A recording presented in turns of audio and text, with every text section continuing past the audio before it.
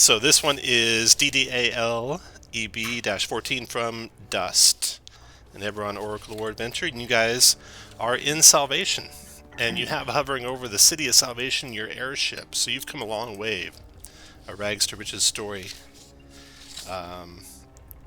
You're in the Grey Beyond, the tavern, that rough and tumble tavern that you started your adventures in here, in the outpost of Salvation. You might have never thought you'd say this, but after everything that's happened recently, it's good to be back in Salvation. The Grey Beyond is still a welcome oasis from the dusty streets, and as you catch sight of some familiar faces for a moment, it's as if you never left. Hey, is Callie still alive, Cass? Yes, she is. All right, well, Callie's there. She's Nice. pregnant. And she has a news for you. Hey there, Shane. She's 1 month along, and we've been gone for 2. It's yours, though. Okay, so you should all start with inspiration. You should all start with hero point. Remember, most of you have a story award where you have to turn down the first hero point you get, I believe, because of that. Yeah, because we didn't get one at all at the last one. Sky Tower that fell. Yep. Yeah, I turned up the difficulty for you guys. You're gonna get negative hero points. Out of curiosity, why is there a reason we came back to Salvation? I felt like the last one kind of ended on this cliffhanger of us, surviving that ambush. Was there something that led us back to Salvation, or is it just... You came back here because you're following the trail of some rumors that Ivan had heard. Ivan had heard that there is someone getting an expedition put together to go into the Mournland, and you're concerned that possibly they're going to go for Metrol.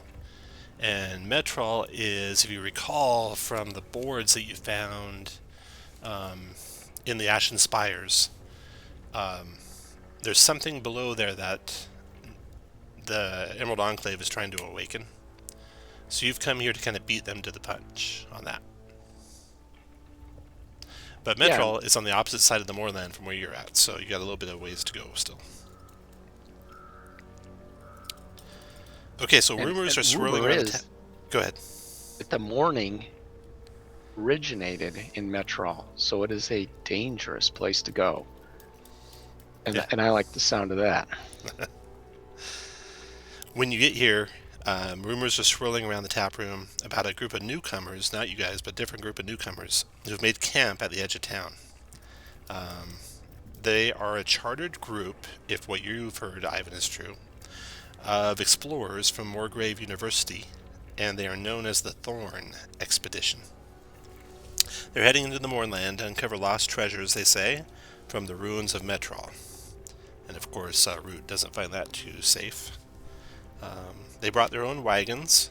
They are loaded with supply crates. Of course, you guys have your airship hovering overhead.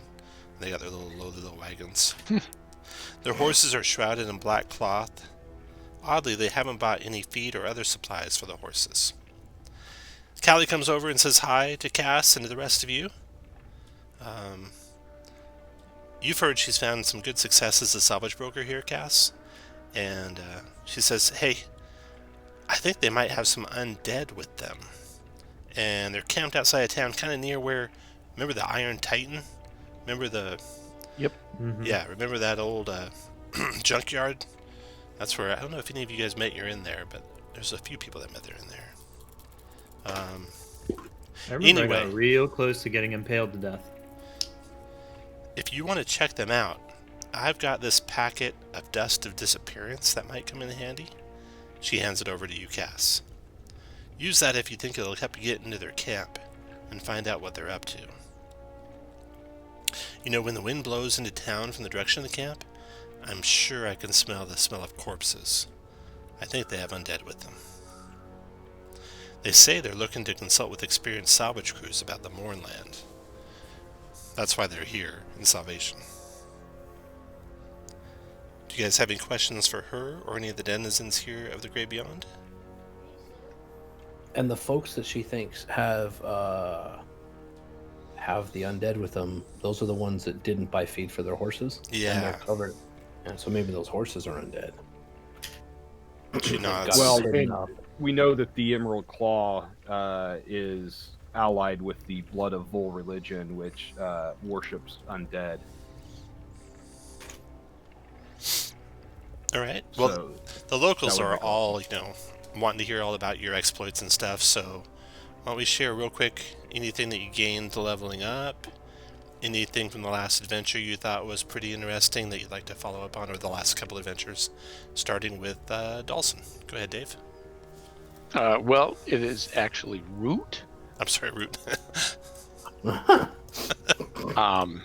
And we're still toting around the Oracle of War, right? You are. Okay. Well, we've learned how to turn it invisible, but Root is a ex-soldier from the last war who is trying to heal his battle scars, psychological, by returning to nature. And he's recently picked up a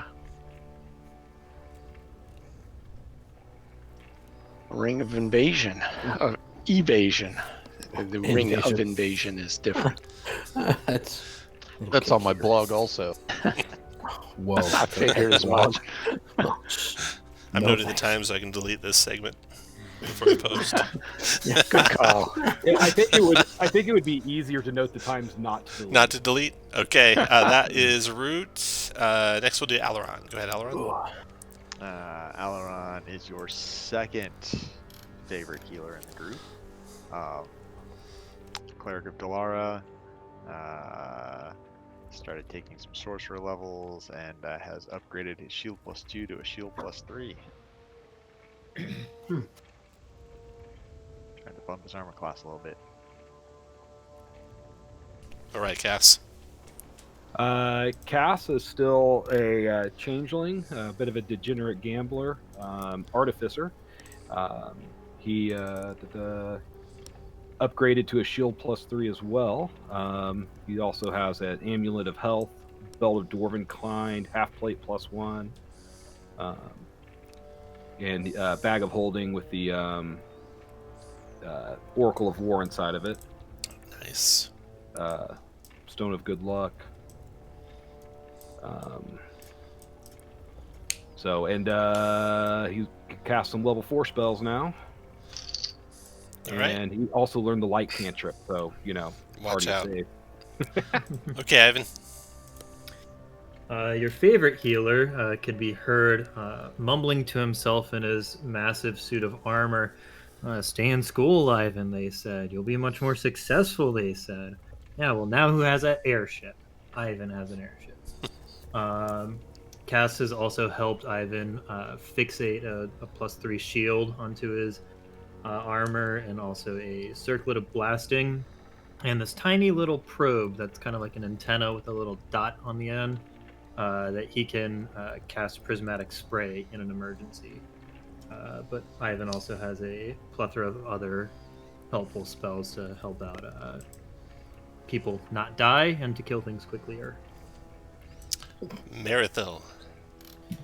Marithil is already standing on a table, regaling the townfolk with the tale of how she gained the title as she became known as the one who brought the traitor Sphinx to justice. She knows that the townfolk aren't interested in her magic items, though she does hold a crystal skull that she kind of rolls around in her hand, kind of like David Blaine with one of those ball tricks. She is a well-known House Therani assassin, and she is a Mark of Shadow elf and a paladin. You'll also find ball tricks on Kirk's blog. Yes. All right. That's right. Is that before or after ball game? Root. Got me, Roban. I mean, Yeah, Ruben. you're, Roban took a shield +3 if anybody needs it, because he's not using it. Root could use that. Wow. Root, would you like to use that shield +3 that doesn't require attunement?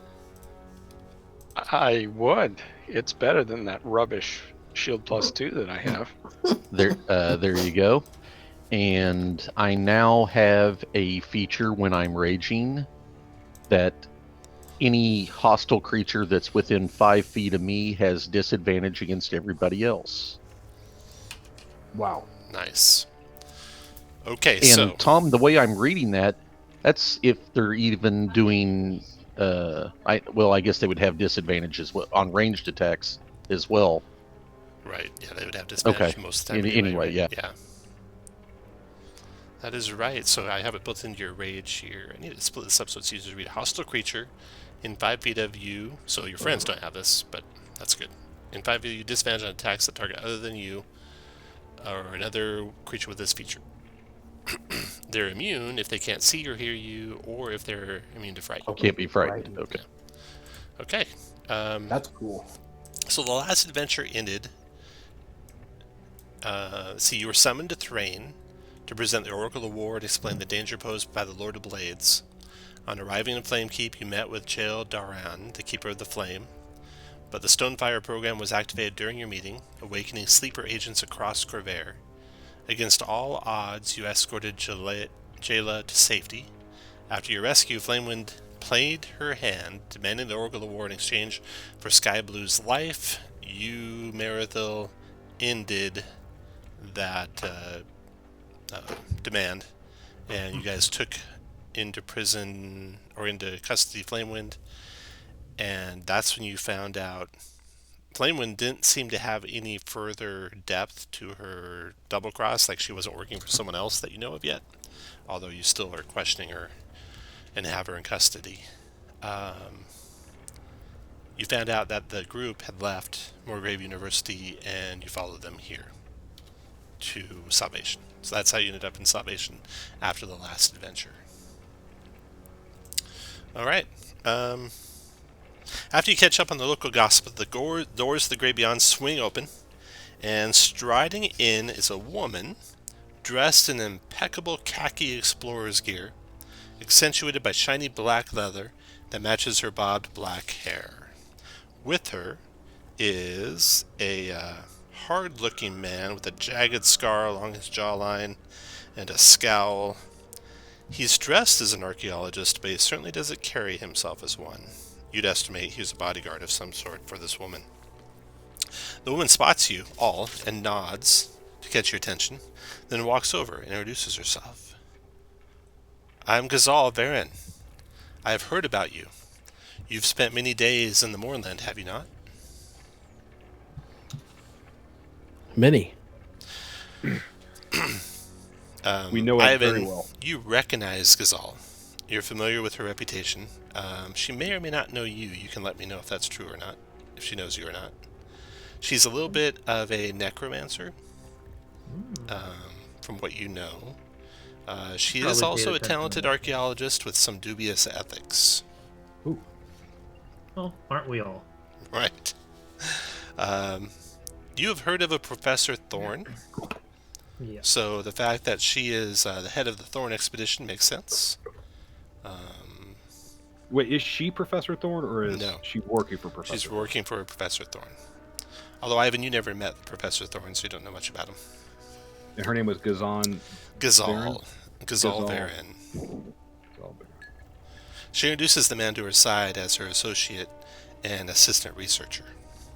You see right through that Aileron. You know for sure that that's a lie. He's got to be a bodyguard of some sort. Alright. She continues, I'm looking for experts in the Mournland, which you are, and I've been directed to you. If you would, I would invite you to dinner at my camp to discuss survival in the Grey. Just out of curiosity, why in your camp? There's so many wonderful establishments in the city. Well, away from prying eyes, I like to do business. Oh, I see. I see. You know, academic competition and all.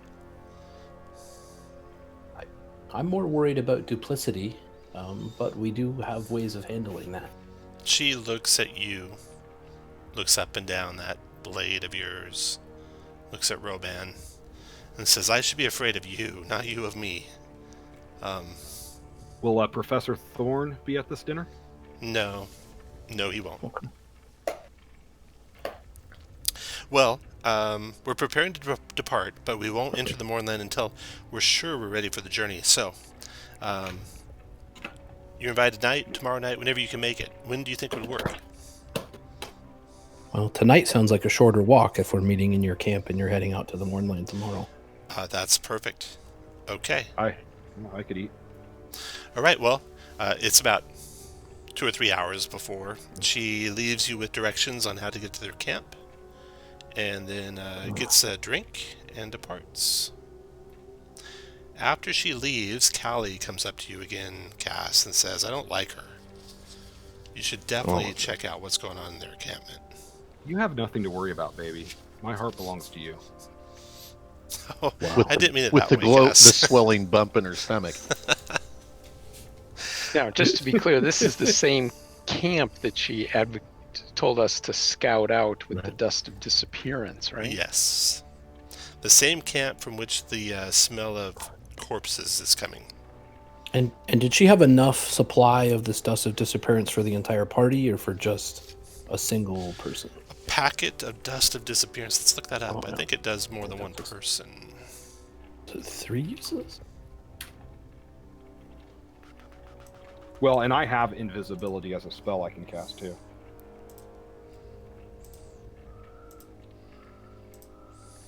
All right, well, let's get invisible, Just one? pass without trace, Ooh, nice. start snooping around. Okay. Should we? Yeah, I think we check out the camp before the dinner, get the lay of the land, and then we show up for dinner. Nice. Fair enough. Okay. That sounds like a good plan. And did anyone look up the dust of disappearance? Is it more than one? You and each creature and object within 10 feet of you become Oh, nice. hurt, but it's only 2d4 minutes, so it's pretty. I still like to pass without a trace. Because Yeah, we that's still have to be tasty, too. quiet even while we're invisible. So Callie's asked you to go. You got passed without trace from Root. Before you leave, a couple of goblins come up to you. Garunda and Bellalure. You might remember them from your first adventures here. You rescued the younger of the two from the Mournland. And Garunda comes up to you, kind of tugs on your shirt, Marithil, and says, I secretly observed their camp. Oh. In one of the tents, I saw the silhouette of a man wearing heavy armor decorated with either spikes or bones, I'm not sure which. He had a low, rasping voice, and he never left the tent. The only one that went in there was that woman who just came out of the tavern, who just left the tavern. And they spoke with kind of a familial manner, like they were related. I couldn't get close enough to see exactly what they were saying, though, but I just wanted to warn you before you go. Like brother and sister familiar? Maybe. Or Yeah. Yeah, like Interesting. they were siblings. Well, thank you for letting us know. That's we'll watch out for that. Grateful Garunda beams with a goblin smile, her pointy teeth showing. We'll buy our goblin friends a couple of drinks Yeah. All right. and then go ahead with our plan. So, dust of disappearance, you said only lasts 2 to 4 minutes. Mm-hmm. Invisibility lasts an hour, but I can only cast it on one person since it's concentration. Can you upcast invisibility? You can upcast it, I was but just probably looking not that up. that high. I can also cast invisibility. One additional creature for each spell slot above 2, so I could do 2. I could do 3 total if I use my level 4 spell slot. And I can do myself, but the dust of disappearance would get all of us. But is 2 to 4 minutes long enough to really effectively scout Let's out go the camp, do see. you think? Let's go see how big the camp is, and then we can decide from a distance. Okay, Sounds I like good. that. Sounds good. So you're going to arrive 110 there or kind of 40. midday, late in the afternoon, but before your dinner meeting. The camp it lies just outside of town, so it's a pretty short trip. Near the scrapyard that formerly belonged Did you mean to say trap? Yes. near the scrapyard that formerly belonged to Aurelian Karnak. It's composed of 4 open wagons and 4 tents arranged in a circle with a campfire, which isn't lit yet in the middle of the day, and they're not making dinner yet, so it's still not lit. And I got a map for it, so let me show you the map.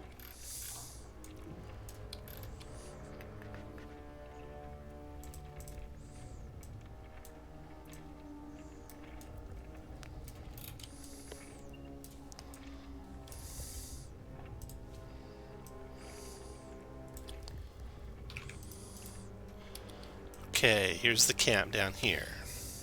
So you got 4 wagons, 4 tents. One tent slightly different than the others. There's some benches around a fire pit, some cooking utensils at the fire pit. There are 3 men, like the one that was the bodyguard, going back and forth between the tents and the wagons. They're like loading the wagons, getting them ready to travel, or they're getting out provisions for dinner.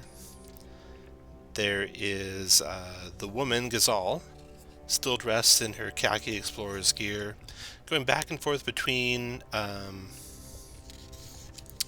the tent that's circular and the tent in the middle of the 3 non-circular ones. So she's going back and forth between this tent here and this tent here. And each wagon has a horse hitched to it. The horses are just standing there dead still, covered in a black draped cloth over the top of them. And you can smell the smell of corpses from the trees that you're looking at this place from.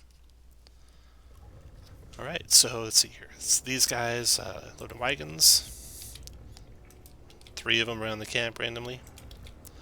Then you got the woman going back and forth between the tent. And that's it. And just observing for a short amount of time, and if it was in there and I missed it, my apologies. Is there one tent that only she goes into? Let's see here. I think our goblin The friend said- the large circular tent. Only she's going in and out of. Right, okay. Yeah. Then let's see the wagons. Got the horses covered in black shrouds. The wagons are laden with archaeological equipment and supplies. The middle tent that she goes into now and then. It looks like the other regular camp tents. The tent to the closest to you all, no one goes in and out of that one. The tent that's furthest from you all, the hired help go in and out of sometimes. So hired help go into this tent, she goes into this one, or this one. No one goes into the one close to you.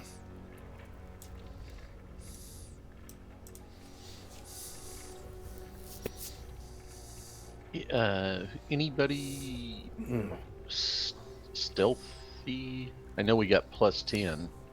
We Miracle's have fairly stealthy. I have a +8 to my stealth, although Miracle's got I a- do have disadvantage unless I take off my armor. Myrtle's got a +10, and I believe she adds a D4 to stealth checks. Ivan has +2 and disadvantage. So probably Marathil. Yeah, and Root. thought. Yeah, Yeah, we'd Miracle's be the best like too. +20.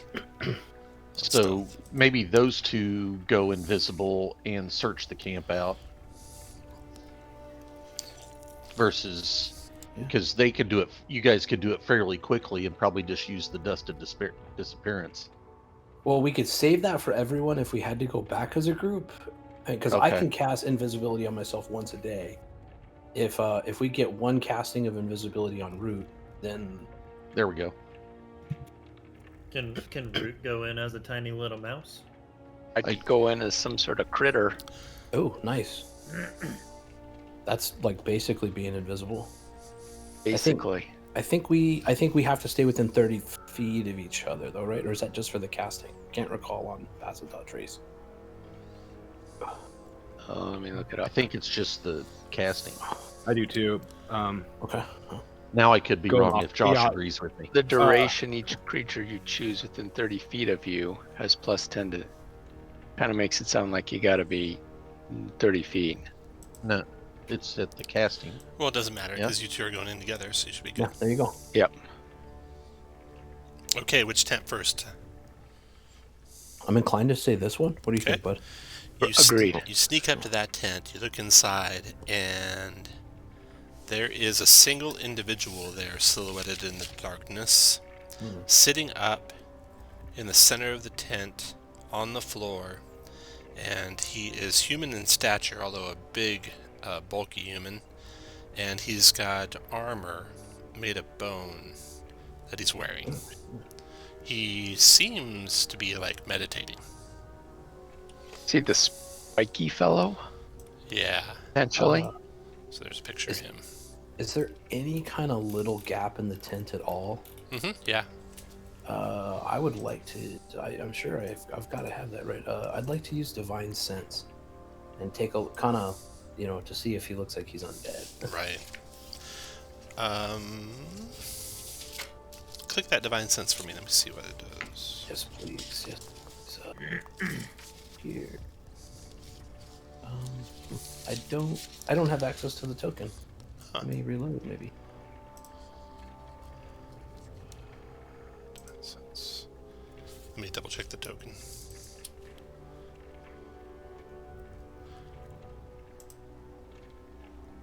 Yeah, it's editable by you, it says. Probably. Anyway, within 60 feet, to the end of your next turn, no locale of any celestial fiend undead, not behind door cover, no type, but not identification, detect presence of any place, object, concentrate, okay.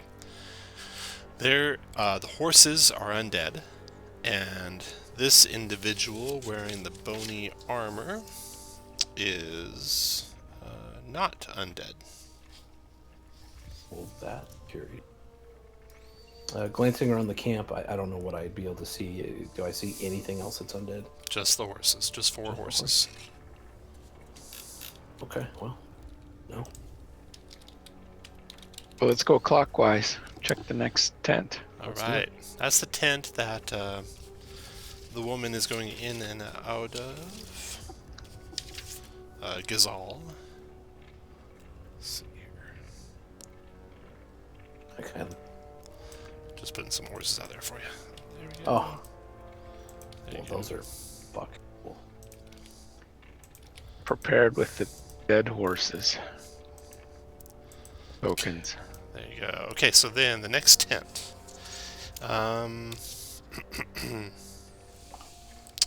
This one has a cot and a trunk.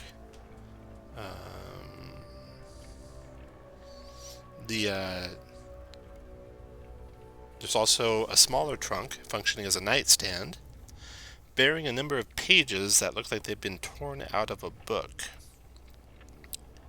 So you got two trunks, one big one at the foot of the bed, one beside the bed serving as a nightstand, and the bed is just a cot.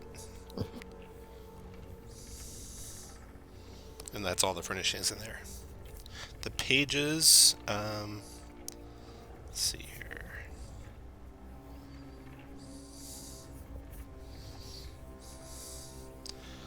Looks like some related to the history of Metro. Probably ripped out of like a library book.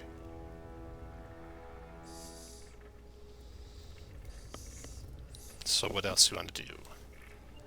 Do you want to check those chests out? We do, and we want to grab the pages. I tell you what, why don't you keep a lookout? And since you don't have, I'm assuming you don't have opposable thumb at the moment, and I'll give the chess a once over. All right, make a investigation or perception, your choice, on the chest. Let's probably go with token. Good. Very good. Nailed it. Mm-hmm. There are no traps on the chests. I feel so bad when you see that number. Oh Jesus! Well, I'm gonna try the nightstand for. I'm gonna pick up the papers. Are we taking these route? Is there a lot to them, or is it just a little bit? There's like 3 of them. There's not a lot to them. No. Well, I'm just gonna scan them really quick for the Okay. information, and then put them back. I'm gonna Okay. try the small chest serving as a dresser first. The smaller trunk has inside it like some personal belongings like jewelry and stuff. Okay. Nothing of too significant value. And then you got the larger trunk left. You can do a search for it too if you like. Oh, well. Yeah, let's try that. Well, that's a little better. 21 on your search. You spot, before trying to open it, a glyph inscribed on it. Oh, Probably okay. some sort of magical trap. That is not my forte. Okay, I'm gonna go into the tent, turn back into a elf, and cast Dispel Magic on the chest. Oh, Okay. It is dispelled. Inside the trunk, you find some immaculately folded clothing, some more personal belongings of Ghazal, and a spell book of hers. Grab that real quick. Oh, Jesus. That's so tempting. Oh, Roban would like that, right? No. Yes. No. It's called, No. it's titled The Librarian of Souls and Flesh. What the fuck? It's got covers made of skin and fittings of bone.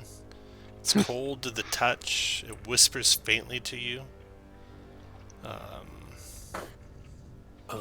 So, yeah, there's a lot to it. It's pretty powerful magic, you can tell.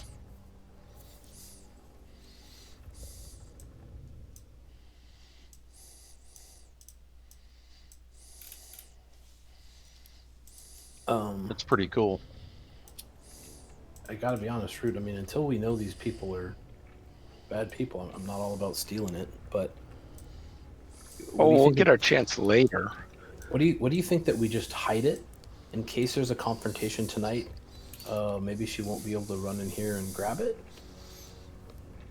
Okay. Okay. It's like stick it under the bed. Who knows? I mean, unless you just want to take it and not. I'm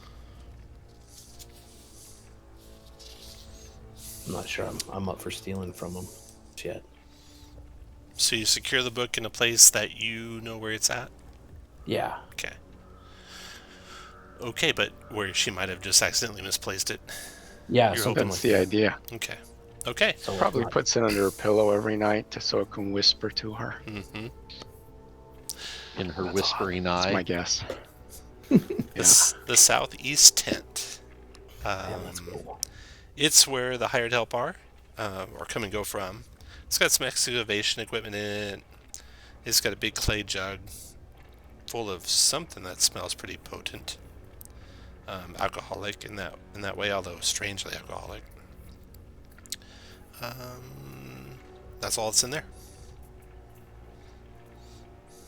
You got one tent left. Let's Okay. try it. The big circular tent, you wait until she goes back to her own tent and head into the circular tent. A large folding table occupies most of the space inside the tent. It's covered by maps of pre-morning Seer and Metrol and pages torn from books. There's a letter and a sigil tablet also on the table. The torn pages look like they're all taken out of library books, probably from the archives of Morgrave University. They're related to the history of Metrol and the fall of the Dakani Empire, an empire of hobgoblins from long, long ago. And goblins, I think. The letter and the tablet, they are pretty interesting. Grab them for you. Letter and the tablet.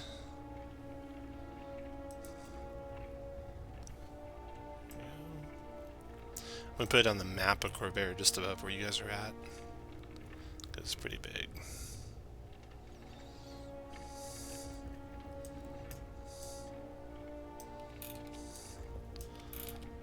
So, it says, Ghazal, I trust this letter finds you having arrived safely in salvation. Alas, our excavations beneath Metrol have been temporarily halted. It seems the armory is sealed behind a ward of immense power. Millions of restless spirits bound within Kyber dragon shards. This seal was planted long ago by the gatekeepers and is bound to Dol Ura, the realm of the dead. If broken, the consequences are unknowable, possibly catastrophic. In our haste to reach the symbiotes, we could accidentally tear apart the boundaries between planes. Near the seal, we found tiles and tablets bearing arcane sigils. So far, I've been able to interpret most of them, but the meaning of the one accompanying this letter continues to elude me. It could be Dwarven, as I recall seeing this mark in a tome I studied during my tenure in the War Holds. We must find out the meaning of this sigil before our enemies do.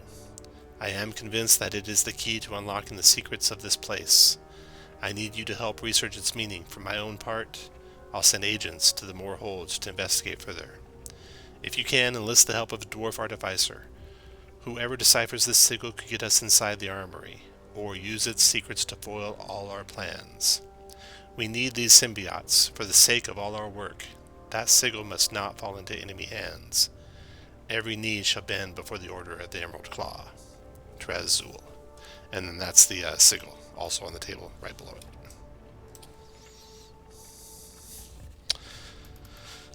That's all you find in the tent. I have another map here too. I'm going to bring it to the front. Let's see here. All right.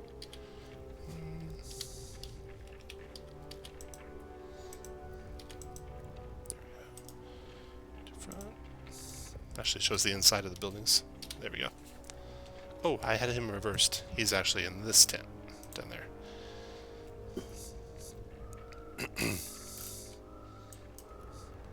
So there you go. They are definitely up to something. And the Order of the Emerald Claw, those are we're opposed to them. Like, you are those opposed to them. They are the ones that you went into the Ashen Peaks and you fought some of their adherents. Mhm. And some of their adherents included Bone Knights, not unlike the one you just saw. Okay. They're Well, essentially really, a nationalistic terrorist organization from Karnath. And that then are, it appears they're trying to get into Metrol to discover something to use against the rest of the world. Well, Root, for what it's worth, I'm okay sneaking back over there and grabbing that spell book on the way out. Rob them of a valuable tool. They're clearly our enemies. All right, grab this spell book. Let's get a rubbing from that sigil, and go back so we can arrive for our dinner Done. appointment in time. Is it possible to take the sigil too? Yeah, let's You're not- take it. No. Yeah, I'm all for stealing from them now, and I don't care if they know. So, Well, you're brazen. Okay, well, they're enemies. I hear you. They don't need to know that we're enemies yet. Okay. They don't know who stole it. Now, Yeah. well, I'm not there, so I should. When we show up holding it, they will. When we hold it over our head like it's a jukebox. Standing outside the camp. Stand by me.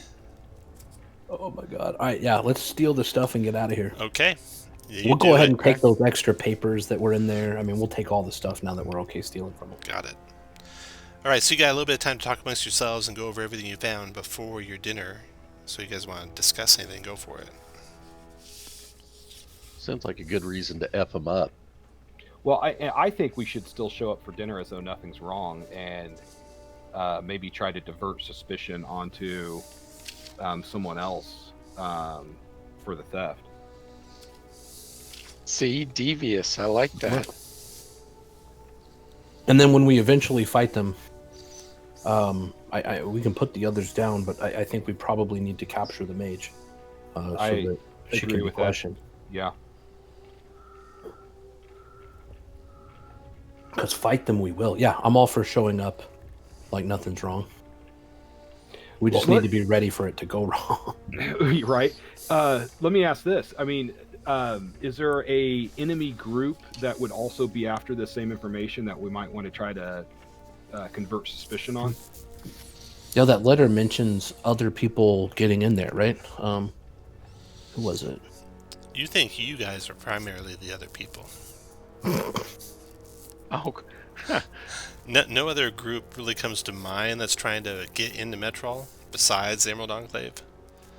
What about the Caredal Knot? Yes, that's the other group, but you've killed both of them.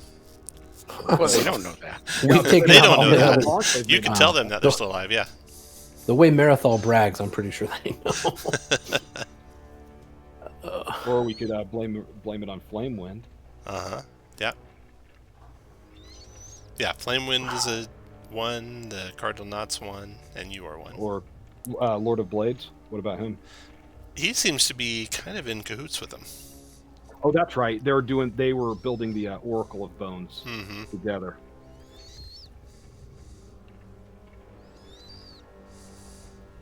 Try to make them think that he's double crossing them. Mm-hmm. Yeah.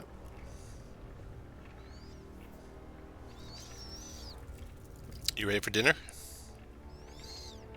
Yep. could So Okay. Okay. Even though I don't eat. Ghazal sees you approaching, and she says, "Please come in. Come, have a seat." She sits down with you all and asks you just all sorts of questions about everything you know about surviving in the Mournland. And she asks like exhaustive questions, like she's really going in there and she really wants to know everything there is to know. Do you guys want to share that info with her? Mislead her? Other? Marathol will mislead her just a little bit. Okay. Okay, Marathon, make a deception check for me. Going over to my character sheet on D&D Beyond. I need that. That is a charisma. Oh, and I really want to do good here, so I'm going to use my inspiration. Okay. Is this the type of thing that? Well, it's too late. Never mind. You're good. Yeah. So you've put in a few things that won't turn out too well for them if they go into the Mournland. And particularly maybe things that would also make them a little easier to track. That's Gotcha. possible. Okay.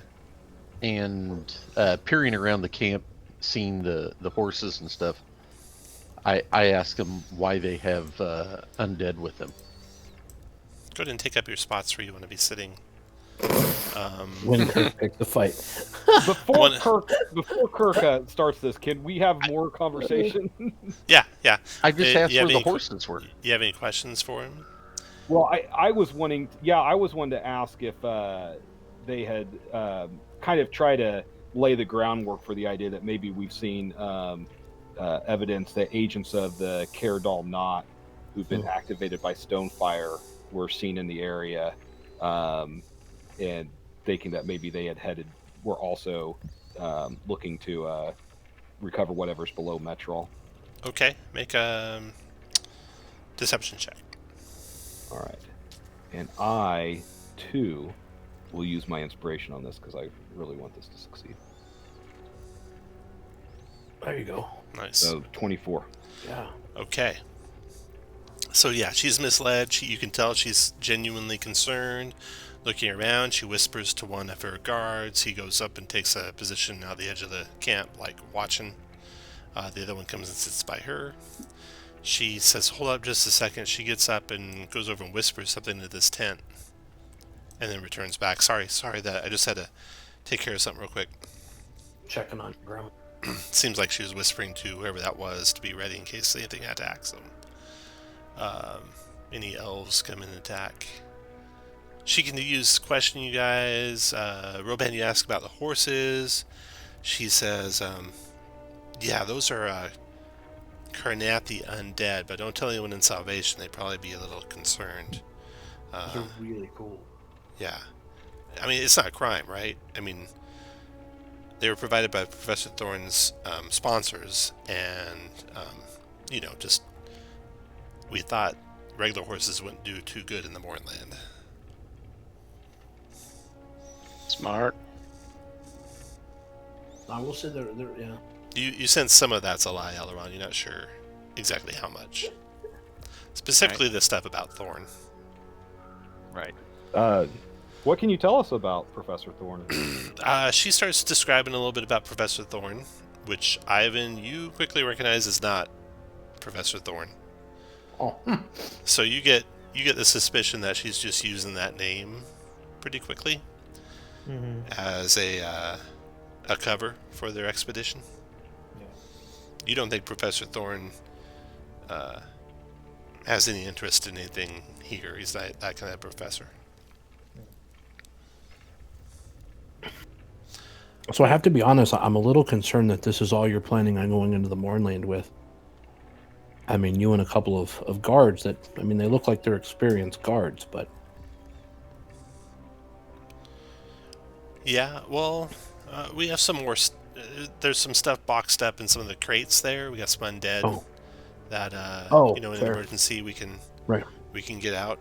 But Are would you be interested in some thinking assistance for a reasonable price? Maybe. What I'd be interested in is your expertise, though. You're an artificer, are you not? Looking at casts. Yes. I mean, hold up. Maybe you can take a look at this for me. Okay, I would love to. She walks over to her tent. Goes inside. You hear some rummaging around for a little bit. And then a startled cry of like realization that something's gone wrong. See her come out, her face is just pale, ashen pale. What's wrong? Need you guys to make a group deception check to not give away that you know what's going on. DC on this is only a 10, given your prior successes. Yeah, no problem. So you guys able to keep a straight face? She is like, says, well, I was going to show you a signal that I have, but it's gone. Those damn elves must have taken it. Bastards. She calls out to the bodyguards. Garrick, Vorik, Geralt, search the outlying area. Look for elves. Look for any signs of passage. Wait. Don't walk around. Everyone stop. Come here and check for tracks at the tent, if you could, first. So they come over to look for tracks at the tent, of course. So make a stealth check, Marathon. Let's just see how well you covered your tracks as you were coming and How going. it would have been, okay. And I'm going to say, if there are no tracks, then it's proof that it was elves. 16 is good enough to hide it from the... Well, yeah, plus the... I Pass think without trace. Yeah, so it's actually 26. Right. They can find no tracks, and they whisper to her, and she shakes her head. And she seems very, very downtrodden. Did you guys take the letter, or is it still there? We took everything. Oh, God. She is, like, shaking almost in fear from what's happened. Oh, and we would have put all of that, like, in the bag of holding, so it's harder Okay. to locate and do, scry and all that. Yeah, she just comes over to the bench and lowers her head and shakes her head and says, Wait till she goes to grab her spell book and it's gone too.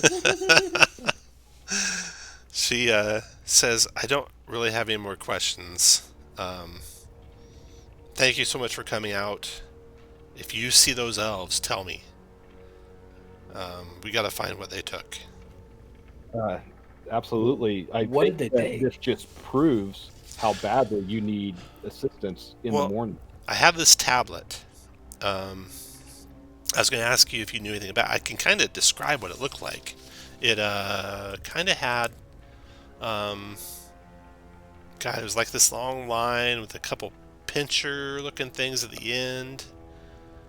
And of course, you guys know exactly what it looks like, so you can kind of fill her in if you want, or let her fumble around with what it looked like. I'll let her fumble around, Okay. and I'll be like, that sounds exactly like a stone tablet bearing an arcane sigil of dwarven make, something that is common in the Mror Holds, found in that area. Does that sound right? That could be it. Do you know any dwarven artificers? Maybe something that was planted by the gatekeepers. They seem to do a lot. Yeah, that's it. Yeah, I'm. She starts drawing it out. It looks like this, I think, and you can help her fill it in. Oh yeah, that looks exactly. And I was like, you actually, I think it may even be more like this, just based on my studies and extensive knowledge of this type of stuff. Oh no, you're right. Yeah, that's it. Yeah, this looks like the type of sigil that would be bound to Delure, the realm of the dead. Would be my guess. Just based on this rough drawing, of course. Well, if you know of any dwarven artificers who might be able to find out anything else about it, I would be in your debt. Yes, I think I know someone that could fit that bill. And you guys, of course, know Soul Ring, who you rescued. There's also a dwarven... There's also a changeling who can turn into a dwarf. right. With a dwarven belt. There's also a keeper of, dwarven guide. the keeper of the Tin Pot Tavern is also a dwarf and related to the Moron clan. So she just asked you to find out information about the tablet and come back when you have it. So, you guys have this tablet that basically Trezul said should never fall into your hands. And you have it, and she thinks someone else stole it. And she's going to sit here and wait for you to come back with information. But of course, when you guys go off, you want to find out the information on your own, what it really is. Yep. Yep. Do you want That's to leave awesome. them be? You already took Yeah, her spellbook. let's leave them. So okay. You head back to town. So you could go to like a House Severus messaging station to contact Soul Ring. You could talk to Annika Moran, who might know a whole lot less than Soul Ring knows. What would you like to do to try and discover anything about this tablet? We need to talk to Soul Ring. He Yeah, we need likes to talk us. to Soul Ring. Okay. All right. So yeah, you guys can go to the House Civis messaging station. They can contact Soul Ring for you. So yeah, what do you tell them? They get a hold of them, and what do you want to tell them? Everything. well. Describe the sigil and all Okay. that. All right. And whatever we're communicating on is like a secure communication thing. That's I don't know for sure. and how far away? Like, do we want to try to meet this guy? Well, do you want to talk to him first and see what he says? Yeah, He's yeah, in the let's do Moor hold, so he's Oh, okay. a ways away. Well, yeah, let's talk to him. Okay. Let's see here. Also, you guys get a hero point. Everyone gets that a hero point, but you have to reject it, right? Yep. That's the one you have to reject, so the next one you get to keep. No, we can delete that crap off our log. Yeah, you can take that off now. Let's see here. Been washed away. Soul Ring's voice is filled with concern. I know that sigil, though I haven't seen it in a very, very long time. It's the mark of Spinweave, an ancient monstrous sage who resides in Sol Udar, the realm below, under the Ironroot Mountains of the Moor Holds. In centuries past, dwarves would seek her counsel in esoteric matters, but it always bore a heavy price. I know a dwarf from Clan Soldarak named Rolfor, who led such an expedition and should know how to find Spinweave. Or at least I knew him. I haven't seen him in over a century, but I can tell you he might be found in Krona Peak. As his voice tapers off, the Oracle of War sputters and bounces around in your bag of holding. Some purple smoke belches out of the bag of holding.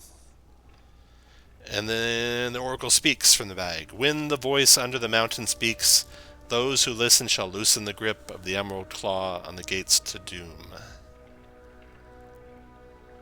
Got a Is head there there. any possible way you can put this down in writing Yeah, somewhere? you bet. What's about that? All right, so Soul Ring says that points to a sage called Spinweave. That's sigil. And you could maybe find out more about Spinweave by actually going to the Moor Holds and Krona Peak, which is where this arrow points right here. It wouldn't take too long with the airship to get there, actually. Cool. Oh, yep. We'll take our sweet ride. Right. All right. So you travel to Moor Holds to consult with Spinweave. You'll have an extended rest. Your journey takes you north across Thrain before veering east through Karnath and the sprawling grasslands of the Talenta Plains. From Irontown on the southern shore of Lake Dark, you follow the lightning rail line to the rocky heights of the Ironroot Mountains and the dwarven city of Krona Peak. However, Roll 4's name only brings mutters of unfamiliarity and shrugs of dismissal from the dwarves on the streets. As evening looms, food, firelight, and a raucous crowd make the Stone Golem Tavern as good a place as any to plan your next move. So you all have ordered drinks here in the Stone Golem Tavern and food, and the dwarves love to tell tales here. You're encouraged by the tavern crowd to share yours. So each of you can tell a story about your own character's adventures, starting with... just a short little story, starting with, I guess... Cass. Go ahead, Cass.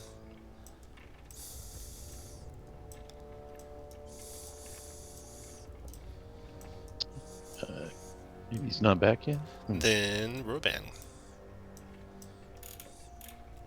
Well, obviously I'm not much for words, but I tell... We're supposed to tell a tale of what, Tom? I'm sorry. Tell a story about your adventures. Okay, fighting the Titan in the head. Titan. Okay. You tell a story, you spin the tale of your salvation, or your saving of salvation. And you can make a charisma check to see how the dwarves take it. Oh, they're going to... Oh, I do have a Dwarven belt, so I've advantage on that. Nice. Do you have whiskers today? Good. Nice roll. Yeah. Strong. You want to stick with that 8? We start with a hero point, correct? Yeah, you should all have 1 Okay. if you haven't used it. Okay. Yeah, let's... Because that's the only way I can raise it. So a strong 12. Okay. Strong 12. 12. The dwarves like your story. Here, you guys. I am so sorry about that. I thought everybody was just still away. So, if I was supposed to do something, I'm sorry. Yeah, you could do your... Before you... Yeah, so the dwarves here, you're in... did you hear me talking? You guys are in a tavern in Krona. You haven't had any luck finding Roll 4 yet. His name only brings mutters and shrugs from the dwarves. The dwarves are very interested in you, because you're all pretty interesting in your gear and your equipment, and Roban being a warforged, and they ask you to share any tales you have of your adventures. Roban told about the Iron Titan that you guys defeated, and Cass, you got anything you want to share? Yeah, I'll tell them about the daring train heist Oh, nice. that we did. Okay. Do you have a dwarven belt? I have a belt Nice. dwarven class. All right. Well, then make a charisma performance And check. With I am a advantage. dwarf now. Nice. Like I use my alter self to look like a dwarf. Okay. So make a check with advantage. Charisma performance. Sorry, my trying to get to my character, but my computer's being a dick. You can just roll straight to 20 at your table. Tell me what you got. Oh, there we go. Oh, nice.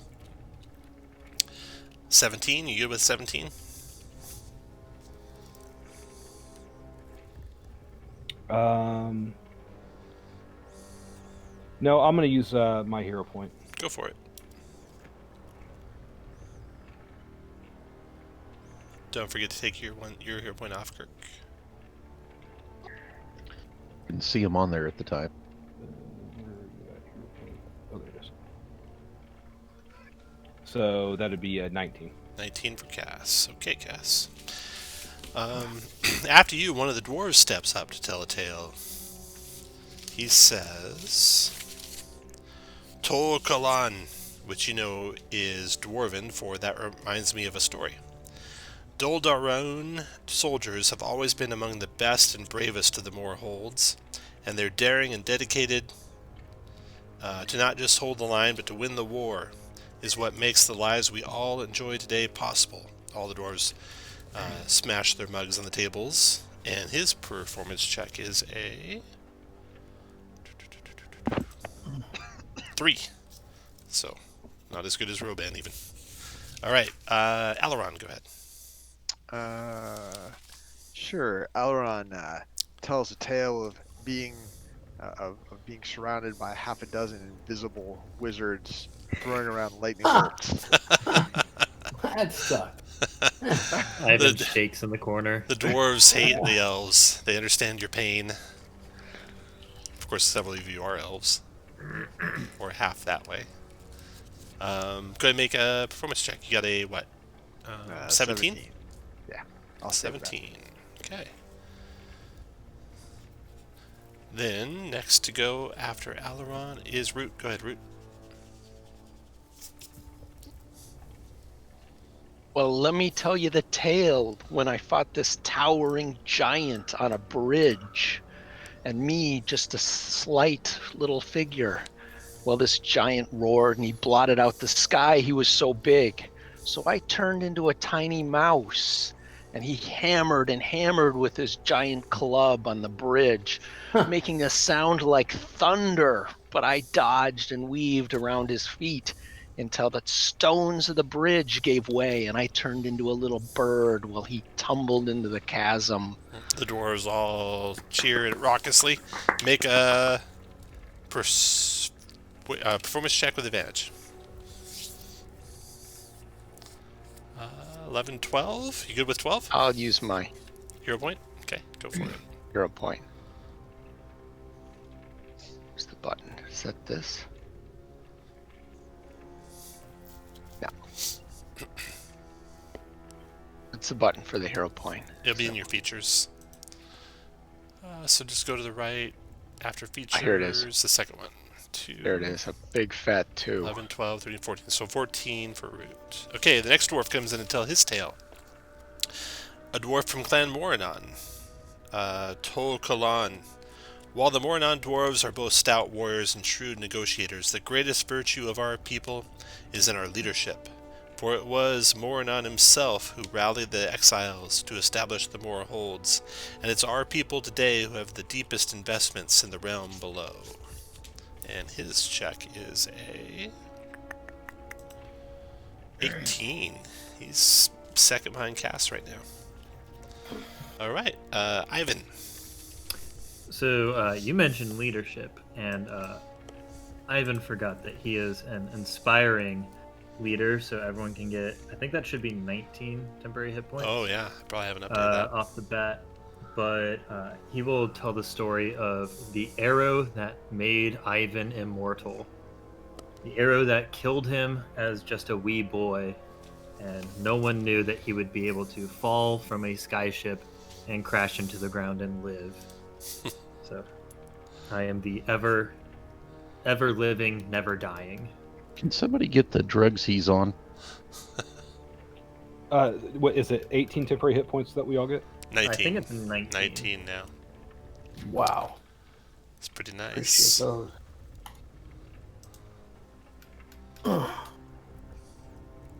And 18. Let's stick with 18.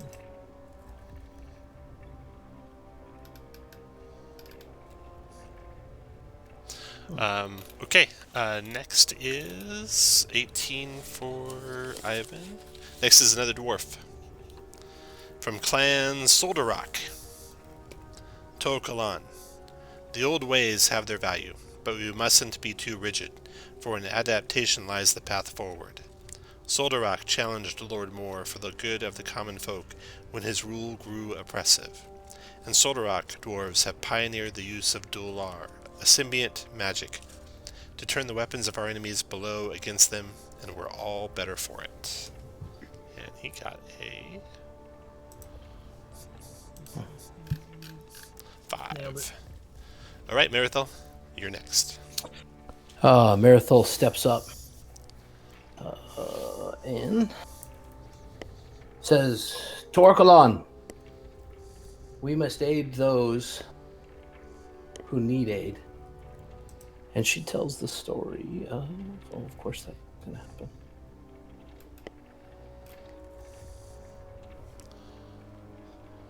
Is that it right there? So she tells the story of come on.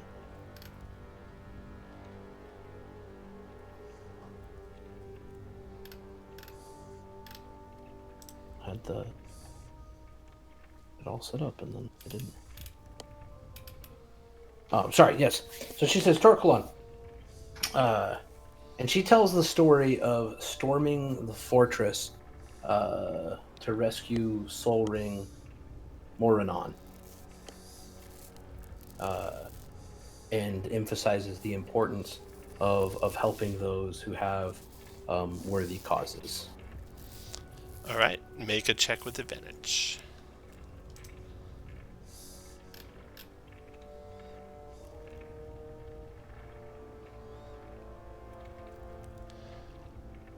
So 19. I'm gonna put my hero point on that. Nice. So 23. 23. Merithil is the winner. The dwarves hand over to you an elixir of health, that you might return to tell your tales for many years to come. Ooh. And after the tale spinning concludes, the door to the tavern abruptly swings open, sending a chilling draft through the room that quiets the assembly. Standing in the doorway is a dwarf in a dark gray cloak. His face is obscured by shadow. Tol Kalan, he says, as he strides into the room. We of Clan Soldarak fear not the depths, for we've harnessed their magic for our own. My tale is of an expedition deep into Sul Udar, to seek the counsel of Spinweave, that we might continue to learn and turn the tools of the enemy against them. We sought, and we fought, and we fell one and all, and our clan banner was lost down there in her lair. Only I, Rolfor Soldarak, returned to tell this tale of woe. The dwarf takes an empty stool at the bar, and after a few hushed moments, the crowd slowly returns to conversing. What do you guys want to do?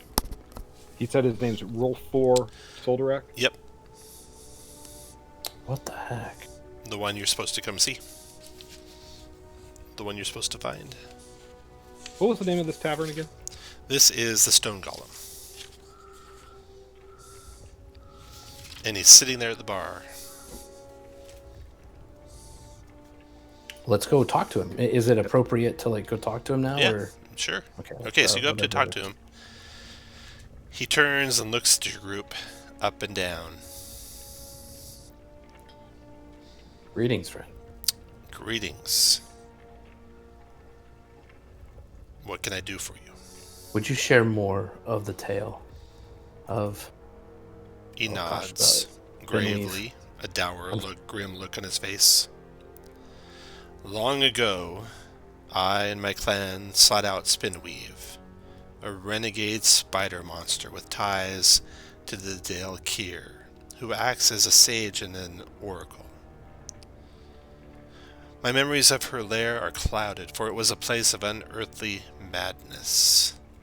Oh, She taught me and us about the weapons of the DDAL-EB-14, but did nothing to defend us when a creature of shadow tore us apart. Only I escaped alive. My ancestral clan banner was lost in the dark along with my brethren. He fumbles in a satchel and pulls forth a map. And he says, this is where you will find Spinweave's lair. If you can come back with the banner, I have 800 gold I can share with you, each. can you tell us where the banner was lost? Was it in the lair itself? Yes, it was when the shadow creature came to tear us apart after we had spoken to Spinweave. She dwells in the deepest part of the place. Again, my memories of the lair are clouded. It was maddening. Okay. But he does have a map that leads you to the lair. Perfect. And did it seem like the creature served Spinweave? Or was it its own entity that she just failed to protect you? In the madness and screams and rending sounds, I lost sight of Spinweave. I don't know what she did when the thing came. So maybe she is the creature. He looks up at you right in the eyes and says, maybe you are right. Well, unfortunately, we have to go to this place, but I will do whatever I can to return your clan banner to you. Okay. You venture into Sol Udar, following the map that you got from Roll 4. Spinweave's lair is waiting for you there. You can spend the night if you want to, like, prepare different spells for your expedition. You'll all have the temporary hit points from Ivan. I will hit Ivan and myself with Death Ward. Nice. Okay. Thank you. Josh, do you still do the aid thing? Was that you that was doing the aid thing, or was that... Yes, it was me doing the aid thing, and I will do the aid thing. Perfect. Was that in this character or different? No, it was. Kaz has aid, and he will cast it on. Let's see who cast on Marithil, Roban, and I think Aileron. Each get aid. Cool. Okay. Roll 4's map leads you deep beneath the mountains to one of the last sentry posts at the edge of the Moor Dwarves' territory. The soldiers stationed there shake their heads and wish you luck as you pass through. Flickering, ever-burning torches light the way through the empty halls and beyond. Following the map, you eventually find a single word in Dwarvish etched into the stone above a set of stairs leading down. It reads in Dwarven, "Warning." At the bottom of the stairs is a long hall, and a song echoes from somewhere ahead. I think I can play a song here.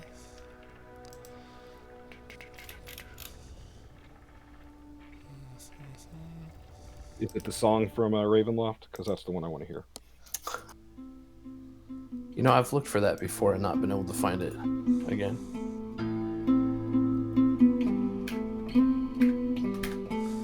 Ever since Tom got sued over it.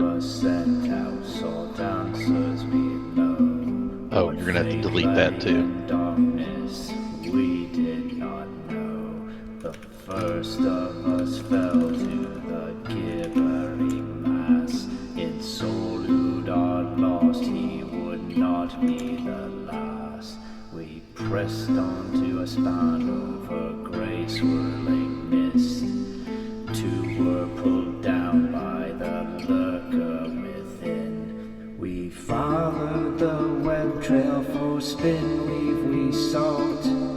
After her counsel, her shadow we fought. Hunted us in the tombs and my comrade was lost. It seems they had plans for me, for here I stay. Deep down in Soludar till the end of my days.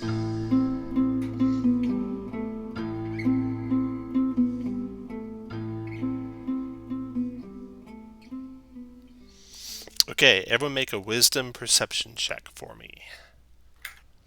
I think that was Sean Merwin, maybe?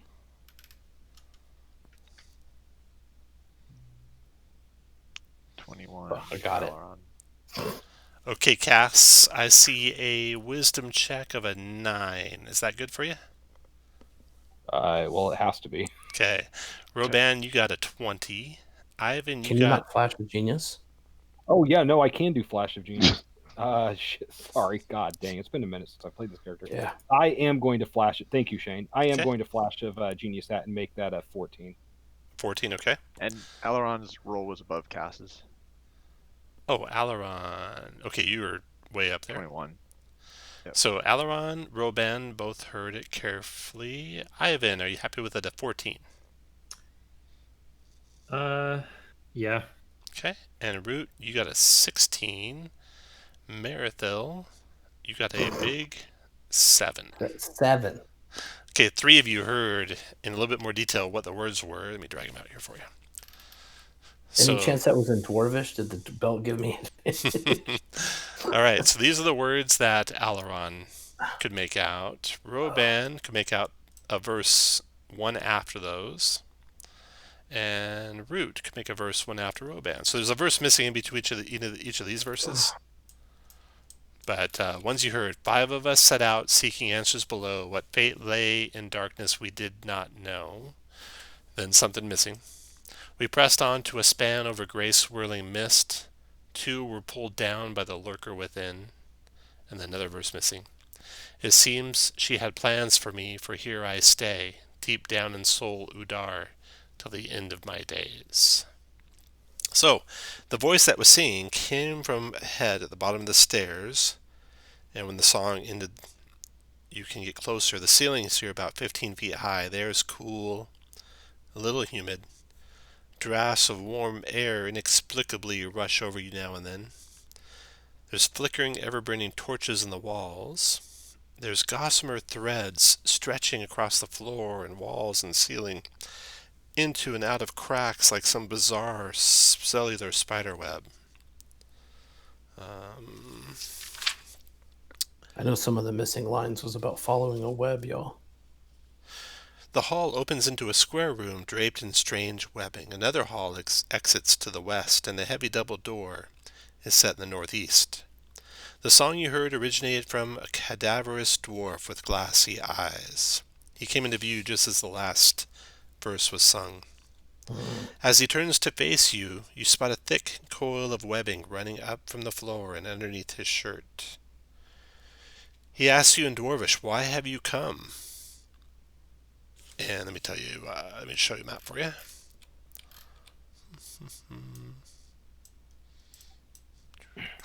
I respond in Dwarven because, again, I am a dwarf.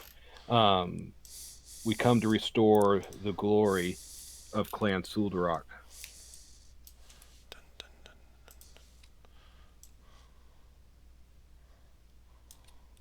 For vengeance. In my best Bilbo voice. Okay.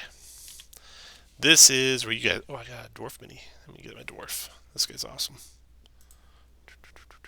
Monsters. Dwarf. Tom, do you want me to send you some pictures of what me as a dwarf looks like? No, I don't. Wow, that was fast. Okay. On advice of counsel, no. I got them from Kirk's blog. Well, that changes everything. That sounds like you just incriminated yourself. I'm just saying, it doesn't There he look like is. it belongs on a dwarf.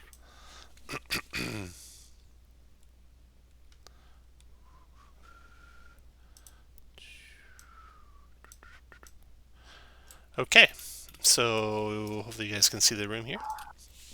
The hall opens in a square room, draped in strange webbing. Another hall exits to the west, and heavy double doors are set in the northeast.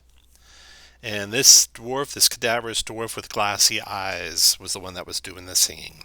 And he asks you when he sees you, "Why have you come?" And I respond in Dwarvish to restore the glory, honor, and glory of Clan Suldarak. He smiles wickedly at that.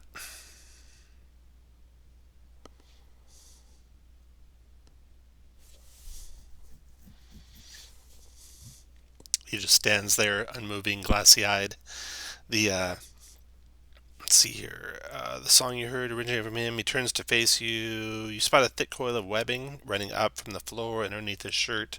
This webbing is everywhere. You can avoid touching it if you're very careful. If you make it every square of your movement difficult terrain, you can avoid touching it. If you don't care, let me know, and I'll tell you what happens when you touch it. I ask if he wants to repeat his song. It was beautiful. He smiles wickedly, but doesn't say anything else. I'm gonna pop Divine Sense and see if he's any of those things that He Divine is Sense would tell undead. me. He is undead. All right.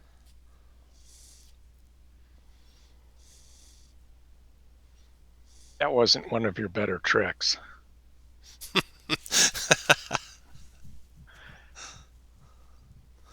No, the webbing. I don't. Yeah, it could be Could have that been the webbing was. aboleth or Yeah. something. It's confirmed. So let's I think we need to decide. I mean, are we gonna try to talk to her before we fight our way through, or do we want to just fight our way through? I mean, at the end of the day, we're hoping for this person's help. I mean, it'd be nice to restore honor to the clan, but at the end of the day, we need the information on how to unlock that. Oh no, I agree. I just vault. said that to this guy, hoping that might get him on our side. Oh, The Oracle of War said, "When the voice under the mountain speaks, those who listen shall loosen the grip of the Emerald Claw." And I mean, it seems to me that this is telling us we need to listen to Spinweave. Like, that's my interpretation of what the Oracle of War says. Speaking of, let's look at that right quick. Do we need to use that? I know it lasts for 1 minute. Like the abilities that come with that. Oh yeah, that's always a good idea that we never use it, but it's a good idea. Oh, what away.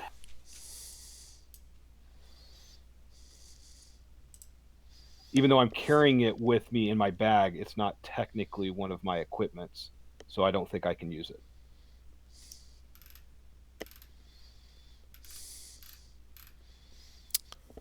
Okay, so you want to talk to him anymore, or go through the doors to the northeast, or through the hallway to the west?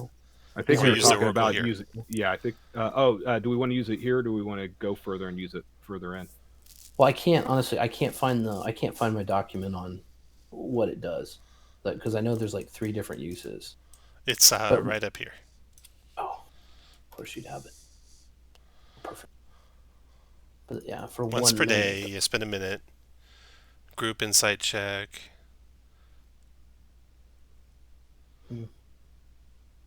You get the following benefits, which last for 1 hour or until used. Oh. Within 500 feet of where you use it. Oh, within 500 feet. That's the rub. Mm-hmm. All right. Well, let's try to use it outside the main chamber before we, let's try to figure out when we're going to roll up on Spinweave and then use it. So make a group wisdom, insight, or perception, whichever you're better at. Oh, all of them. Root's good, Roban's good, Gas is good, so you're good. All right. So now you each have this benefit, which lasts for an hour or until you use it. And you can each choose a different one. Surprise at the start of your next combat. Advantage on dexterity stealth checks. You can turn one hit from a weapon into a crit. You can ignore a single creature's damage resistances, or you gain 10 temporary hit points. And I'm just going to ask him, can you direct us to Spinweave?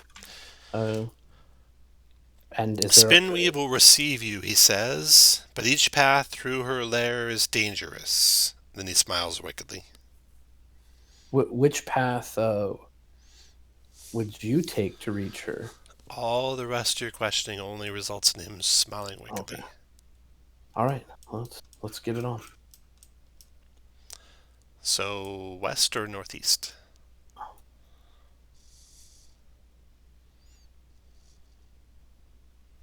West.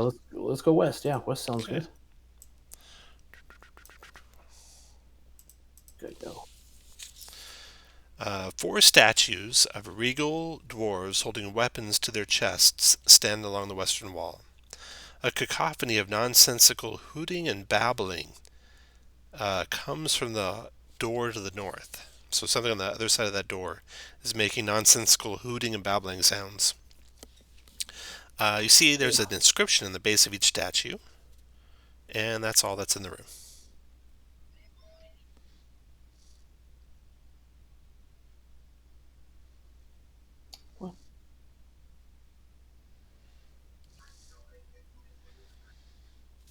What do you want to do? Well, someone want to investigate those statues, or do we want to just go the other way? If I was good at anything except swinging my sword, I absolutely would. I am not trained in investigation, but I would have a +6 to it. Let's see. I am trained in investigation, so I can go take a look. Which statue?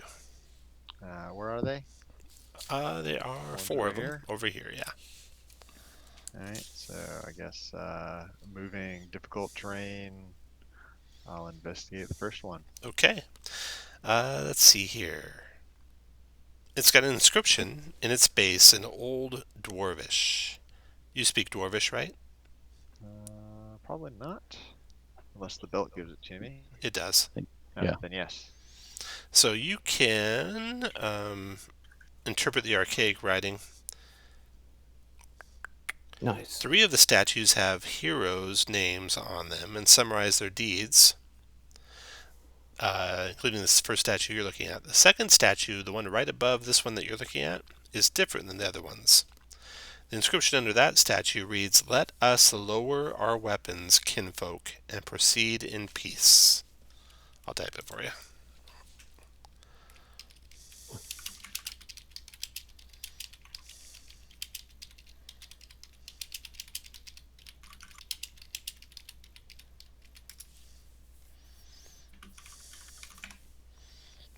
And a careful look at that statue. You notice that the statue has seams. There's a seam. The statue bears a stone axe with sharp edges. It's got seams on its shoulders that you could like pull the arms down with, and a seam at its waist where you could rotate it. Pull its arms down, weapons down. You do? Yeah. All right, That's what I Cass. propose. Yeah, I'll do it. You pull down the weapons. The door opens, revealing a hallway beyond.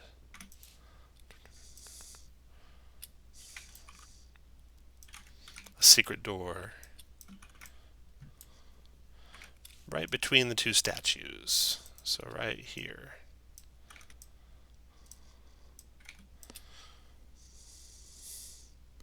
The walls of that hallway are lined with stone benches and shallow alcoves. The hooting and hollering and nonsensical noises are still coming from the northeast door over here. Ugh. Okay. Let's do that secret door. Aileron, sound good? Okay, come through Okay. here, and then the winding passageway goes to the north, to here, around the corner, continues,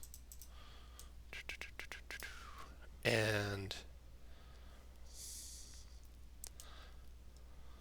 I need a marching order as you guys come to a chamber. What do you want us to line up for that? Okay, so up here, directly sideways from it, this is the same square over here. Oh. So that map ends basically, and it's continued over here. So you can, it's better if you put your marching order over here.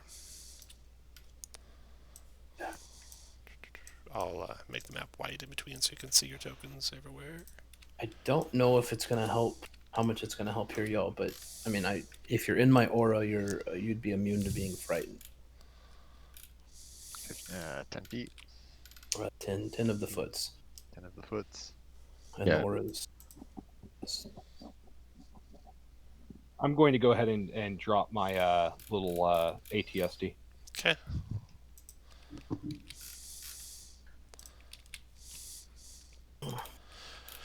All right. Whoa! What? So you can just see the nexus of those webbing, Marathon. You see this nightmare of a creature. Here's a picture of her.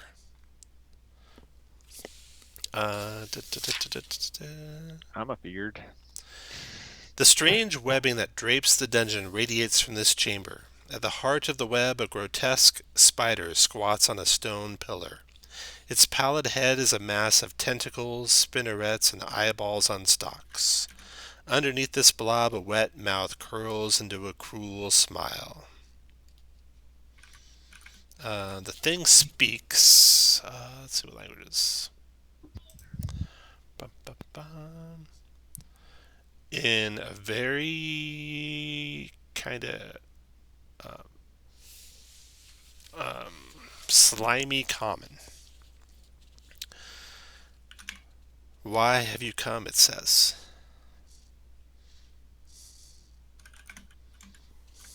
To hear your wisdom.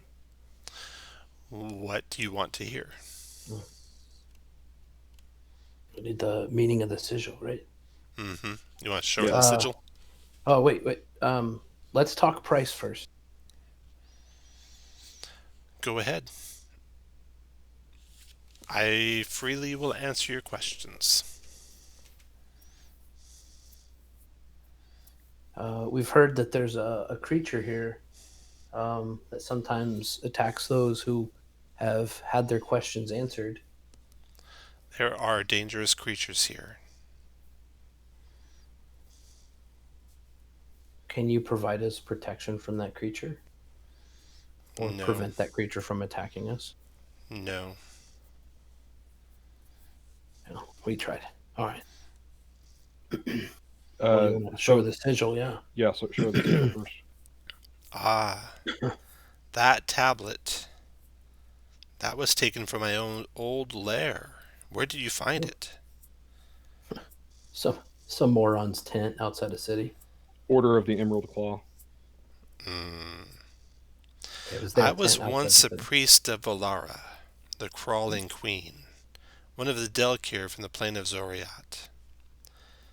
9,000 years ago, Valara was imprisoned deep underground by the gatekeeper druids, who erected powerful seals to keep her in place. Oh, For years, I dwelt within the creeping nave, a sanctuary built around one of the old gatekeeper seals, where the faithful of Valara could consult with their queen. But I abandoned Valara's service thousands of years ago, and came here to serve another imprisoned Delkir, Deern the Corruptor. The gatekeeper seal at the heart of the creeping nave is powered by soul energy drawn from the Dol-Ur, the realm of the dead. If the seal is damaged, the negative energy of Dol-Ur could leach into the world with terrible results. Destroying the seal entirely could free Valara and permanently open a portal to Dol-Ur, potentially bringing about the end of the world. If you seek to fortify the seal, you must find a way to empower the bound spirits. There is one mortal living nearby who could help, an orc bonecaster called the Dream Eater. The dwarves should know where to find her. so her name is Dream Eater. She is a bone caster. An orc bonecaster. She can empower the spirits that will help keep the seal fortified.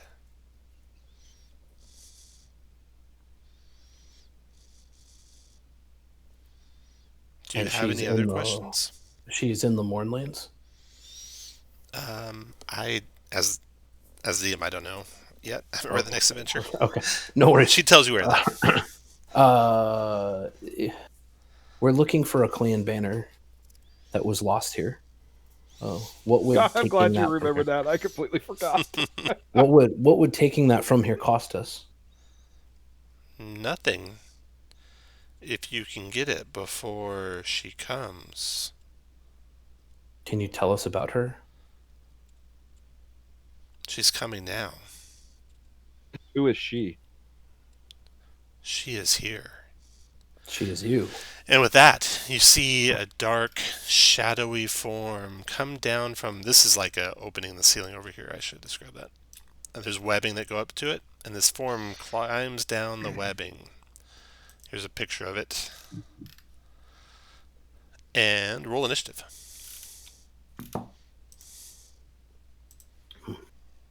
So she's here serving the Dalkar that's a corruptor, y'all. So that's probably a corrupt version of her. Burn it with fire.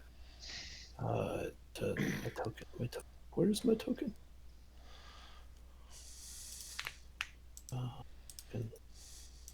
Gain advantage. Do we want to gain surprise on this using the Oracle of War, y'all? Sure. Anyone of you Is can. that a group deal? Okay. Yeah, anyone of you can. So Yeah, we'll assume so some of Marathon you will. are, so we'll do a surprise round for the ones that want to. Okay, perfect. Marathon. I think I'm going to choose to ignore resistances just in case it has any. Well, that could be real good for. I will take Well. surprise round. As will I. Ivan will surprise. You know what? I changed my mind. I'm going to do a surprise round too. Well, I guess if it, you know what, I'm not gonna. I'll save mine. Yeah, I didn't get a good initiative to go last.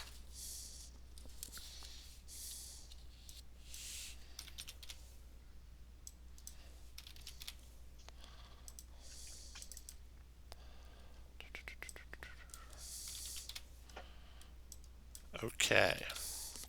The first thing that happens is Root. Are you taking a surprise round, Root? I am. Go for it.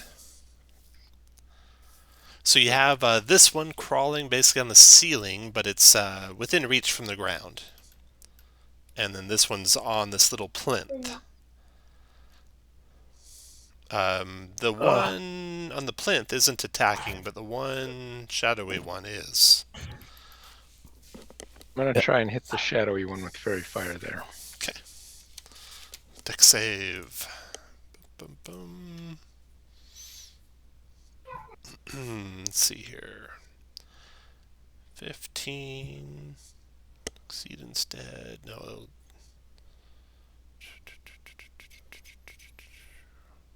It'll go ahead and be fairy fired. Okay. That's it. Ivan, are you going to do a surprise round? Yes, I will. Go for it.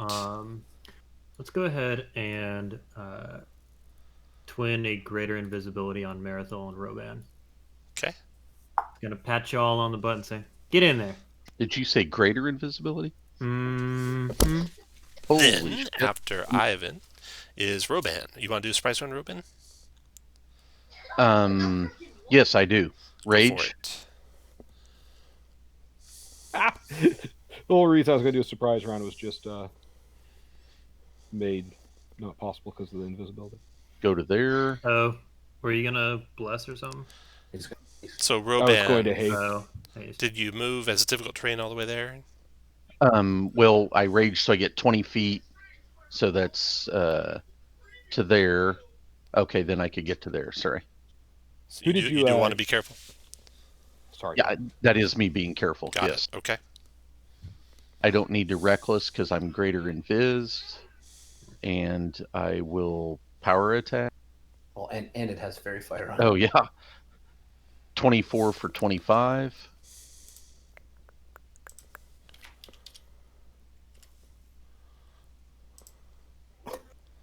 Oh, that's gonna 13. Miss. I don't have anything to do about it. And I'm done. After Roban, two things happen. Oh,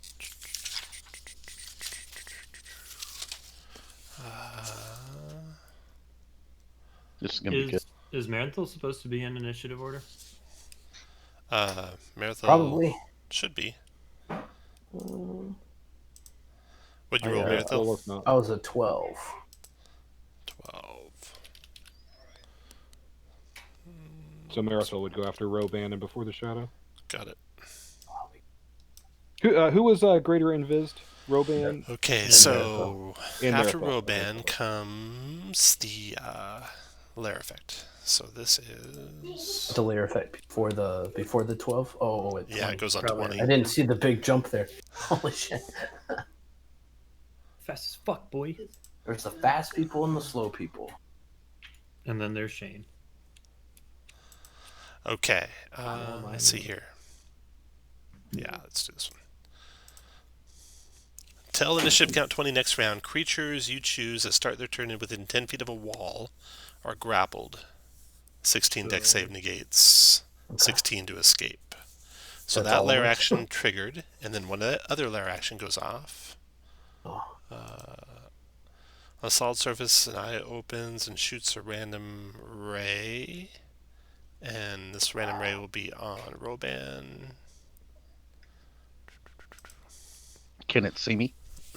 Are you greater invisible? Yes. Mm-hmm. It can.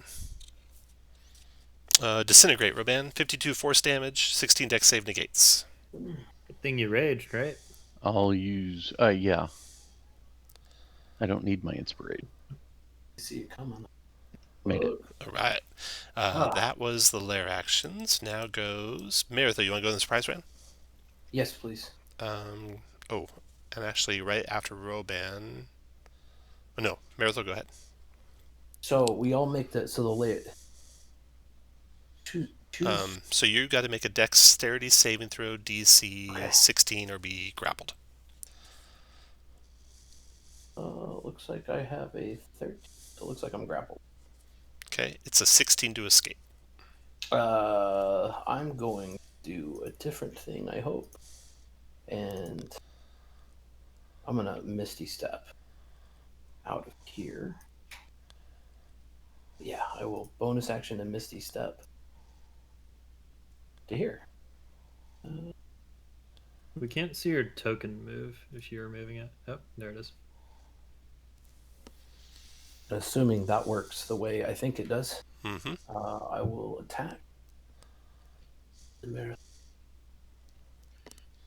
And you have it. To attack.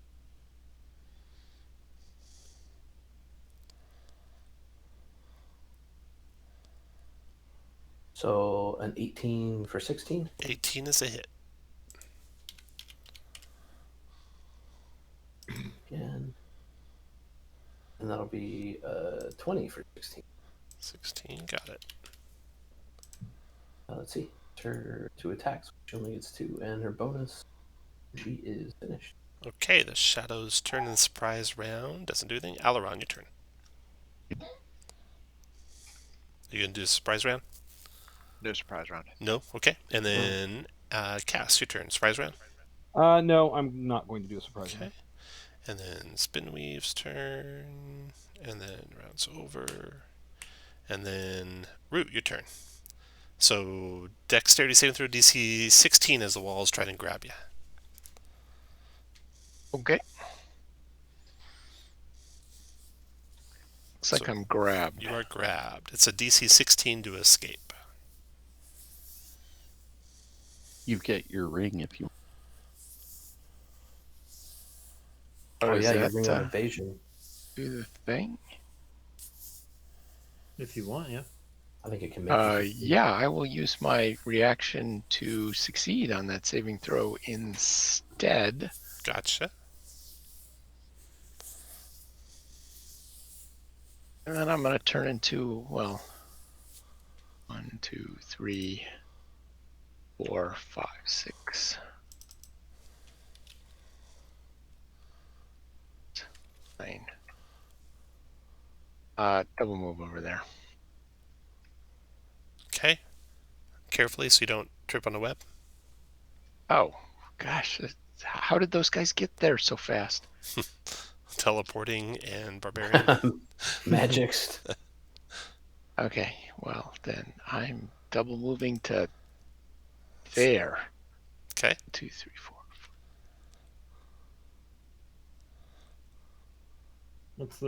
What's the condition with careful moving?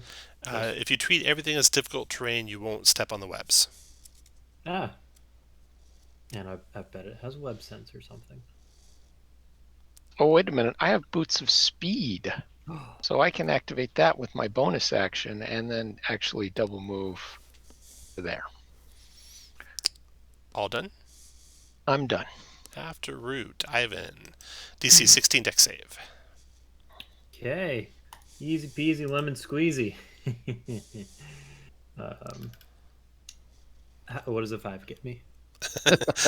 Caught. Gets you grappled. Okay, DC 16 to escape. Okay. Instead, I will cast a second level spiritual weapon. Okay. Over here. And with that bonus action, I'll make an attack on the shadow. With advantage. Why? Oh, because it is the thinged. That's a hit. 18 for 13 force. Got it. And then let's shoot a single firebolt at it. So 21 for 16 fire. 16 fire.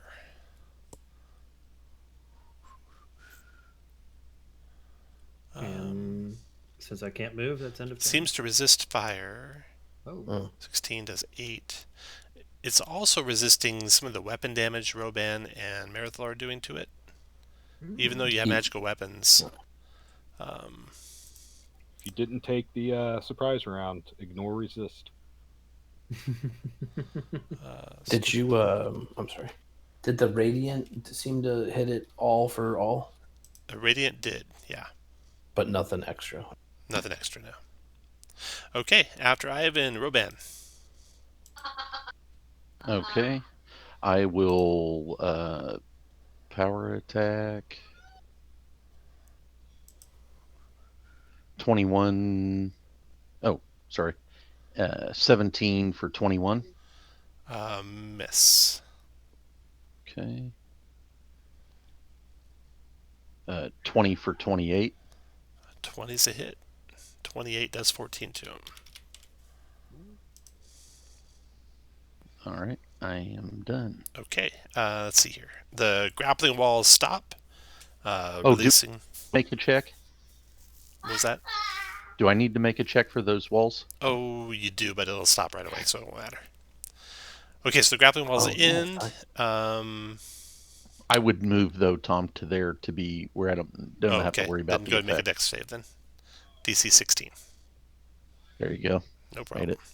Okay, then the walls do that again, and another eye appears in the wall on a tentacle, not unlike the eyes are on the tentacle of that shadow monster.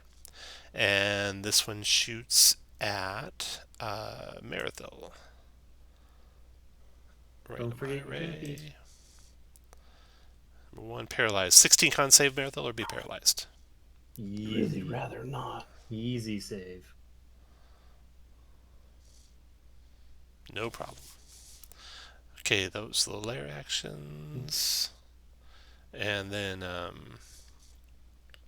also the end of Roban's turn. We got legendary. Go ahead and bite Roban. Does it seem like it can see Roban just fine with the greater invis? It does, as if it has blind sight. We should probably drop that. 28 to hit for 19 piercing necrotic, Roban. Okay, let's see. That's 10 of it that is appears. piercing, so 5. Marathel, your turn. 14. Right. Oh, I'm sorry. That one's legendary. Spinweave also does a legendary. She fires an eye array out at Marathel. Curious. 6 death eye ray. 62 necrotic, Marathel. 16 dex save negates. Don't forget your tempies. 16 dex save. Yep.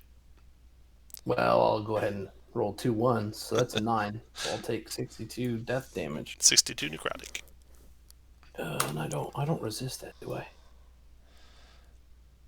No. Now your turn, Marathel. Ouch! I don't like that.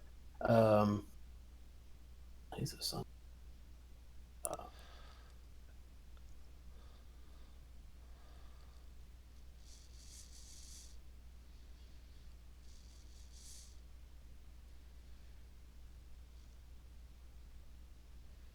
Okay, I'm going to I'm gonna use my bonus action to cast Spirit Shroud.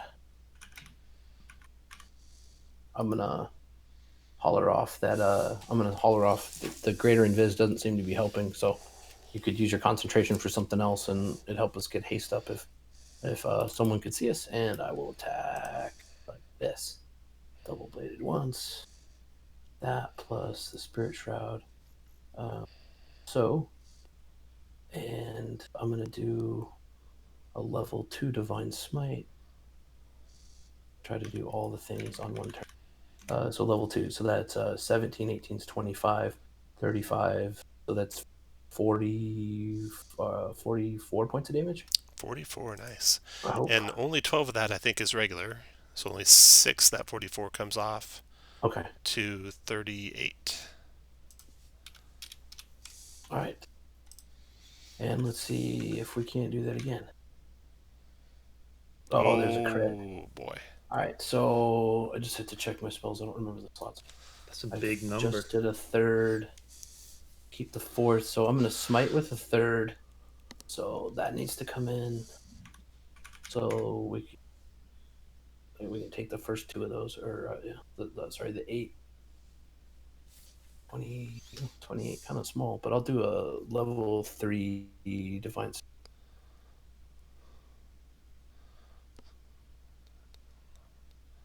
20, 28, 35, 41, 66. 51, 49, or yeah, 66. 66. Only 16 was regular, so only 8 comes off of that, so it's 58 points damage. Perfect. And Marithil has done all of the stuff she can do. She will make it so, I guess not. It can't heal for whatever that's worth. Okay. Another eye ray coming at Marithil. This one is 1. Paralyzation, 16 con save, negate, Marithil. Oh, shit. Well, I'm paralyzed. Oh, no. I shout to Zach, please drop the spell. Drop the book. Or I shout to Ivan, please drop the spell. Okay. So you guys both become visible now? Sure. That will help me do Flash of Genius to maybe Okay. help with those saves. All Okay. right. Hold up just a second, guys. Yeah, Zach, because right there I had an 11. He might have been able to get me over that with Flash of Genius. Yeah, I hadn't thought of that. My bad. Well, I didn't know we would since make the web, since he saves can every- sense us, yeah. Of I course, was more nobody thinking knew of- that going into it. Okay, let's see. The Shadow One's got a legendary action at the end of Marithil's turn. It's going to do... And I think I lose the spell. It'll do a bite on Marithil, but that's going to have disadvantage, right, Roban? Yes. Because you're raging. So it'll be a straight up because Marithil's paralyzed, so it's just a straight attack with a bite. And then the hit will be a crit. So it's a hit for 25 piercing necrotic, Marithil. Then the shadow creature's going to go, take advantage of Marithil being paralyzed some more. Can multi-attack with its bite twice. Boom. But 12's a miss. And then 14's miss. Then Aileron, your turn. All right, being careful. 1, 2, 3, 4, 5, 6. Oh, sorry. There's tendrils coming out of the walls there, Aileron. So 16 dex save. I will use my reaction for my ring to succeed. 1, 2, 3, 4, 5, 6. You guys said Radiant's really the only thing that's affecting this full on. Mm-hmm. It's fairy fired. It is fairy fired. Alright. Who fairy fired it? Root. I did. Root did. Okay. Then let's use. Fix the macro here for a second.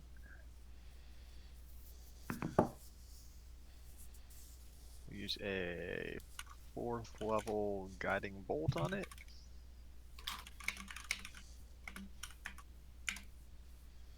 Uh, 28 for 19, 25, 31 necrotic. I'm sorry, radiant. 31 radiant. That all affects it.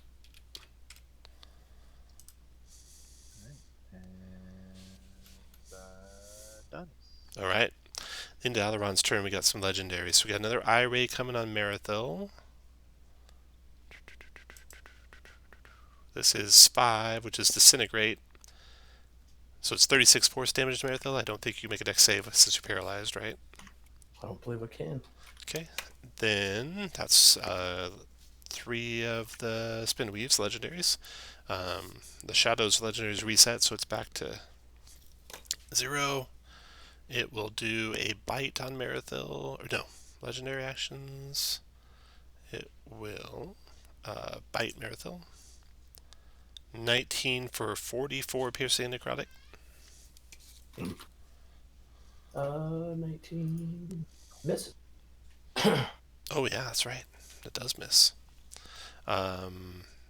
And let's see, that used one of his, and that was Aileron's turn. Cass, your turn. So deck save. DC 16. Sorry, I've got this red.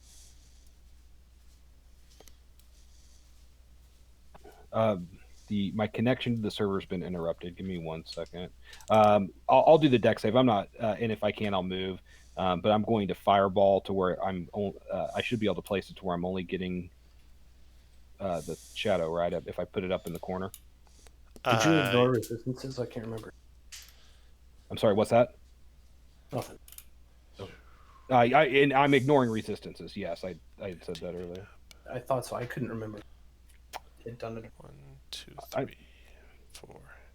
Yeah, if you put it in the very far corner, you can get no one but the thing. Okay, that's what that. So that's what I'm going to do. I'm going to ignore his resistances using the Oracle of War. Okay. And I'm going to do this as a 3rd level fireball. 3rd level fireball. Okay. Want me to click it for you? No, I hopefully it'll work when I click it. Also, you got a deck save to make too. Yeah. No, it's not. If that doesn't work, then fireball won't work. Well, I can't see the deck save because I have that your connection to the server has been interrupted and it's covering my dexterity. Can I roll it for you while you reload? Yeah, go ahead. Yeah, I'm going to reload. If you'll roll the fireball, and if you'll also roll the... the dex save's a 3. The fireball is 24 points damage, 18 dex save for half. Let's see here. It's going to take all 24. Unless it wants to use the legendary, but it'll take the 24. And then you're grappled. Cass. And Spinweave's turn. Oh no, after Cass, we got some legendaries. No, actually, I wanted to also have, as a bonus action, have my little guy shoot it. Oh, okay. Eldritch Cannon. Force. 23 to hit for 12 force damage to the shadow guy. And it takes all the force damage, so 12 force. And do you want to push him any? Yeah. 5 feet back. Okay. Now, legendaries come in. Spinweave's going to shoot. Marathil, are you... Oh, it missed you. So it's going to shoot another eye ray at Marathil. Right before Marathil's turn. This is Death, 47 necrotic. Did you say I did or did not make the deck save? You failed. I'm dead. Marathil's dead. Get the Revivifies ready. I have that was legendary for Spinweave. Legendary for the other one will be an IRA on Roban. Roban, you got 1 paralyzation, 16 con save to negate.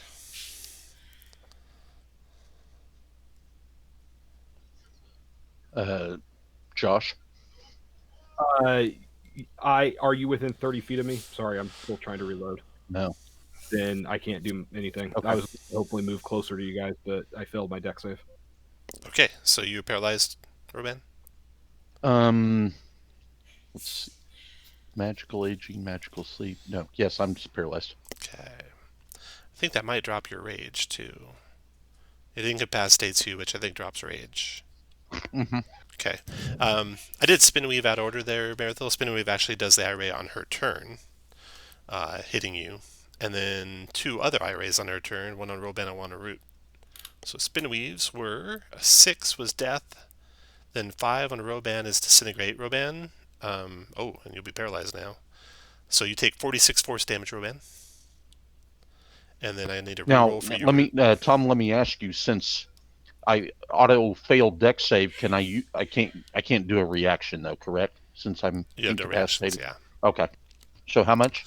46 points of force. Then I need a reroll for you, Roban. You'll be the first one I roll here. Or the second if I've ever rolled it. Looks like I already got a 5, so you're down to a 1 Root. Paralyzation Root, 16 con save, negate.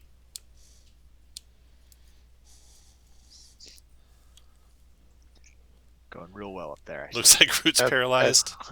That's not what I was looking for. And then Spinweave does her action to shoot the 3 eye rays, and then bonus action to ethereal jaunt and disappear. So that was hers. And Shadow's still going. Has used 2 of its legendaries so far. Round is over. Root, your turn. You're paralyzed for a minute. You can repeat the con save again. Okie doke. I'm going to use my inspiration this time. Okay. Ooh, good use. You are no longer paralyzed. That's the end of your turn, though. And then Ivan, your turn. Okay. Is Marathil dead or just down dead? Marathil's dead. Ooh. Revivify necessary. Okay. Do I need to make a dex save for the walls? No, they disappeared. Probably it was Spinweave doing it. Oh, okay.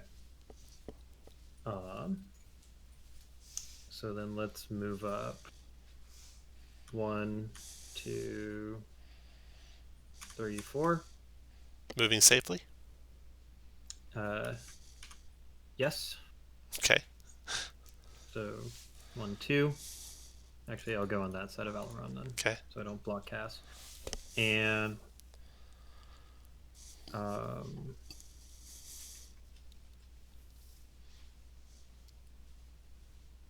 let's get down to business.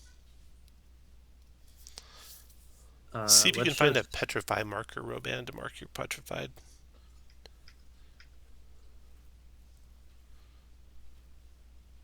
Let's bonus action attack and then action Toll the Dead on Go for it.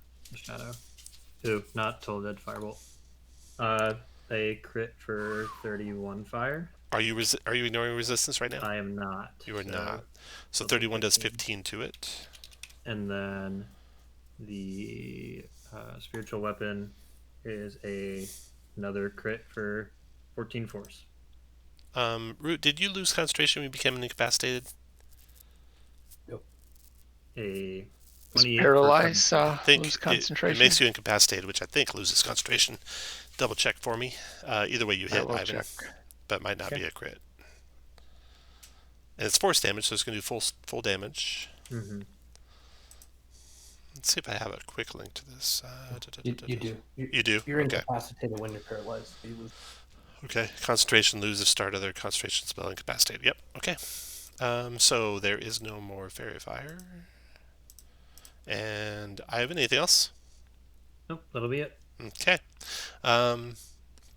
So this thing will use its last of 3 legendaries on Roban, who is paralyzed right now. So it will do a ray on Roban. Ray. Number 1, paralyzation. Already paralyzed, so it doesn't matter. That's the end of Yay. Ivan's turn. Roban, your turn. Then I'll your use my turn. inspiration. 16 con save. Made You are it. no longer paralyzed. Damn. By a lot. Nice. Marathil. Oh wait, Dead. hold up. After the end of Roban's turn, that's it for that. That's that. Okay, go ahead, Marathil. Oh, you're dead. I'm sorry. Yeah. Shadow's turn. Resetting its legendaries. Attacking Roban, who's not paralyzed anymore, with eye rays. First eye ray on Roban, second on Root, third on Aileron. So Roban, you get 2, which is fear. DC 16 wisdom save to negate. Oh, good. This is my special.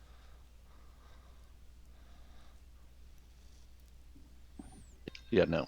Okay, so put fear on you. They're in alphabetical order if you're wondering which token marker to use too.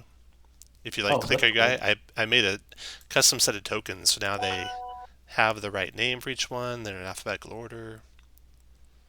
Fear is the heart with the lightning bolt down the middle of it, or frightened is. Okay, so that's the Shadow. Did the first one, Roban. The second one is on Root, which is a 4, which is Webs. DC 16 dex save Root, or be restrained. No problem. And the last one, I need a reroll on Aileron. 2 and a 4 are already used. Looks like a 4, a 4, and a 5. Aileron, disintegrate. 57 force damage, 16 dex save to negate. Ouch. So, looks like 57 force. Are you not gonna I think he used it already. Yeah, I don't. I haven't. I Oh. used my reaction to escape the walls last turn. I don't. This Okay, is that a was legendary his action turn. for it to shoot 3 rays. Is that what keeps happening? It's his turn right now. So it's just a regular action to shoot an eye ray. Got it. And he shoots 3 of them at a time. Okay, so the Shadow's turn is done. His legendaries are reset to 0 used, and Aileron, your turn. All right. Anything from the walls? Nothing from the walls right now, no. Okay. 1, 2, 3, 4, 5, 6. Well, despite being, that one's actually a decent hit point.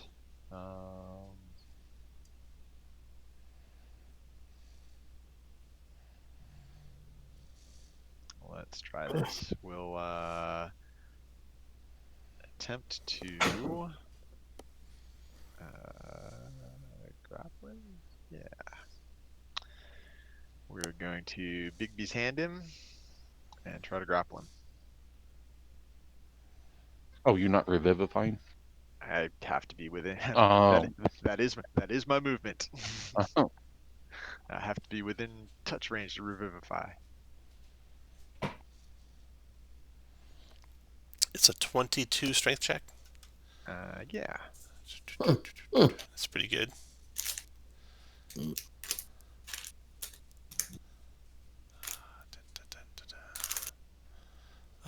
Strength. 23. Motherfucker. 22 is pretty good, but it's not better than 22. Good enough. Shit. Right. Anything else, Aileron? Nope. That's it. Okay, after your turn, we got a legendary. He'll shoot an eye ray at Aileron. You're not raging the Roman, are you? No. Okay, this is a 5 Aileron. So disintegrate Aileron, 54 points of force, 16 dex save negates. Right.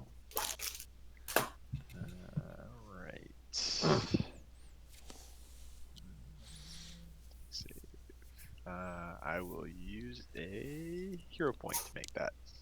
Nice, okay. Aileron is done. Cass, your turn. Do I need to do a deck save to see if I'm stuck? No walls. For some reason, I cannot choose my guy. You might have to reload. What do you want to do? I'll do it, the button person for you.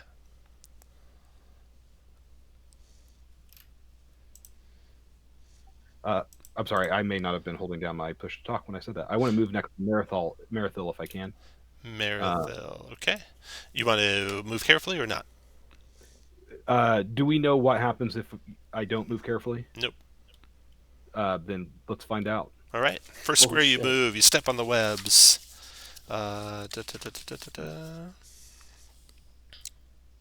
Make a wisdom saving throw, please. DC 16.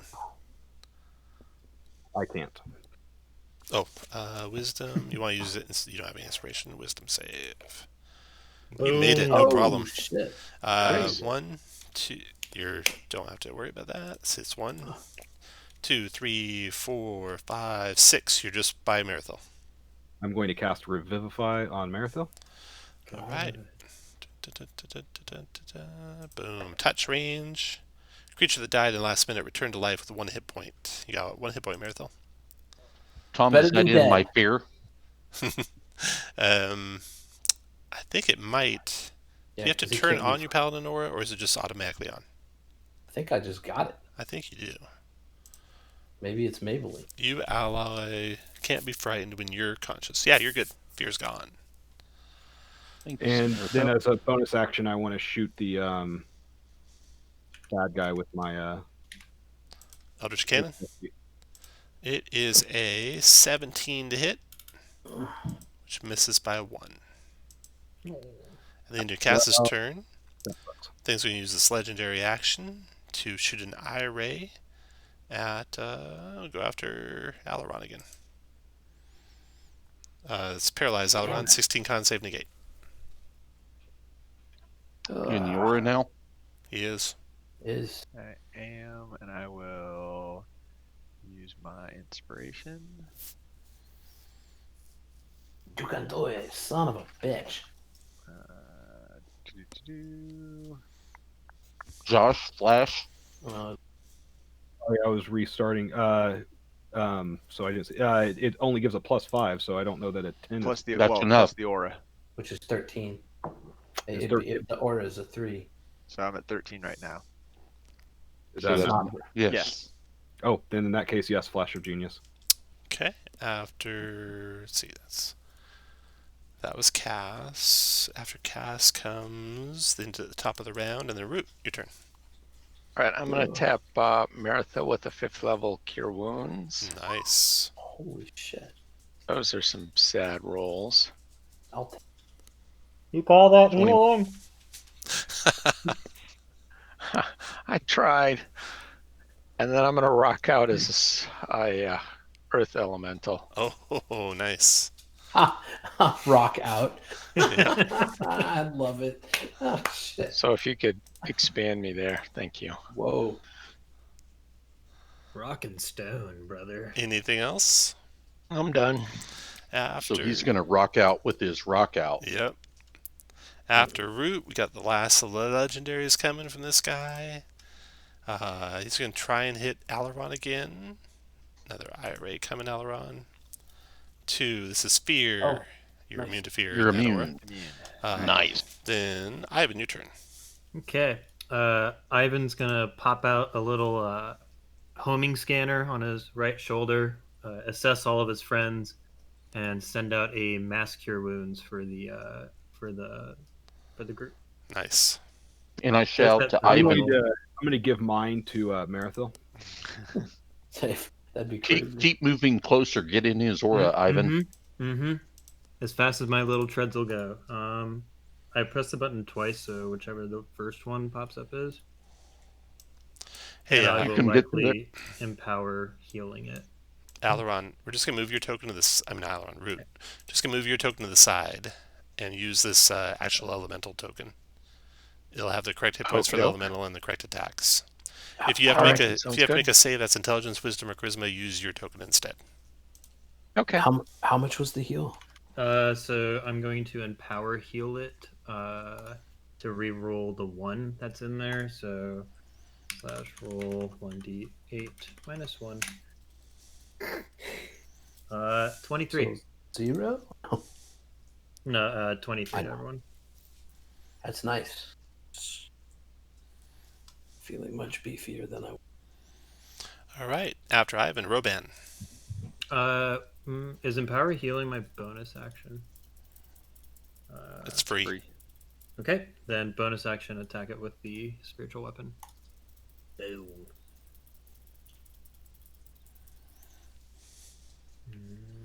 Button pressed bleeding. Rage.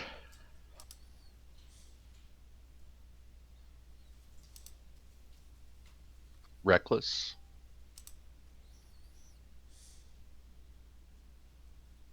Can't remember. Can we share a square with the Big B's hand? I think everything's frozen. I tried to click too. I'm restarting right now. Let's see, Bigby's hand. A large hen, a vacant space, use seed, no fill, so other people can be in it. Cool. I see. So a 28 to hit. I just rolled it. That's a hit. 1, Oh. 2, 8 plus 5. For 11 force damage. 11 if I did that force. 11 d4s. Got it. Okay. API should be working again if you want to redo your tax Okay. rebate. Reckless. Shit. Jesus, shit, the God. fucking rolls. Good. Damn it, Done. Roban. After Roban, we got no more legendaries. Marithil, your turn. I'll crawl up here and then stand up. Okay. And Move that hand behind you. It's really weird. Oh, That's I just what put it on. she said. Yeah. Huh. Wow. With a soft finger. Mhm. All right. Yikes. Maridel, feeling uncomfortable. Yeah, we just gotta put some fucking smites in this bitch. You've Here we got go. advantage. So Let's do a level 2. So that's 10, 24, 31. Oh, wait, actually, let's go 5, 19, 26 on that one. 26, and Yeah, looks like 8 of it. So 4 comes off, so 22. Oh, no, I'm sorry. I already took, I was taking that. I thought I took that off already. It's actually 31 before taking stuff off. Oh, okay. So it'd be 27. I'll let Got you it. do that part. I'll just give you the added number. Let's do it again. Yep. Let's do let's just do a third level. I may not be here next turn. So that's a 20, 23, 37. And that becomes So 30. 31. Okay. What else? And this time I'm going to use my bonus to double the scimitar. Shit. Third. Done a second and a third, so it's a third. So it's either a first or a fourth. So it sounds like we're using a fourth. So fourth level.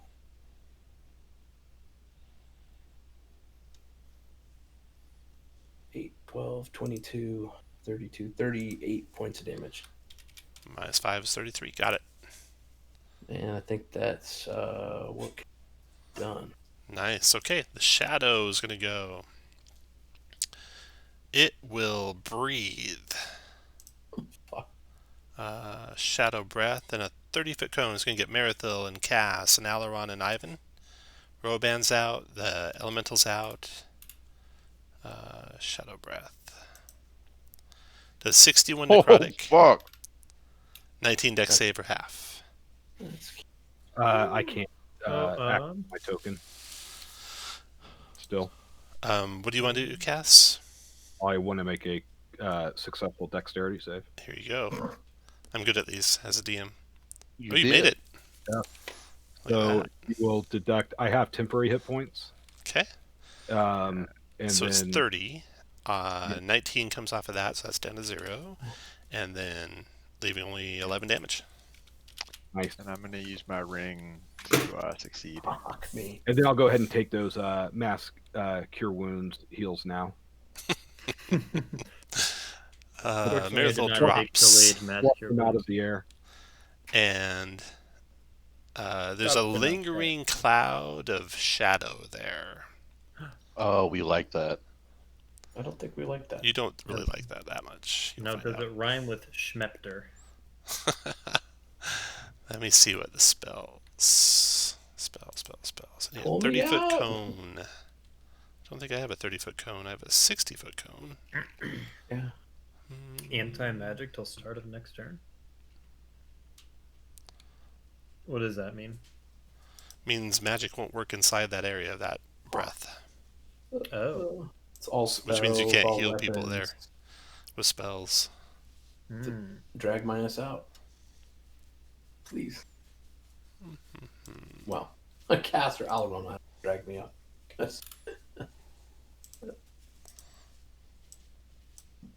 Big ol'.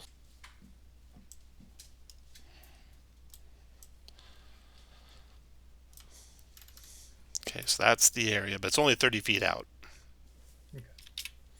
So it's a slightly smaller fucking area. Yeah, so area in there is anti-magic. So Cass, Aileron, Ivan, none of your magic is working. So that come from the shadow or from the guy?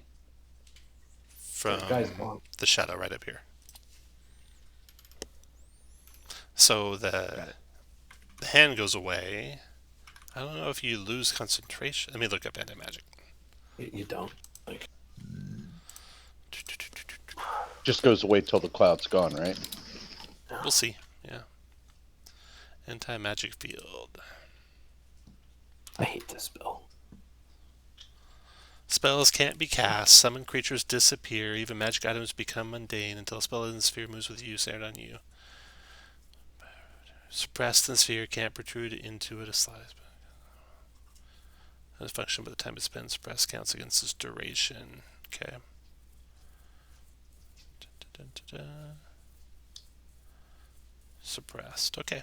All right. That was its breath. Its turn is over. It resets all its legendaries. And now it is Aileron's turn.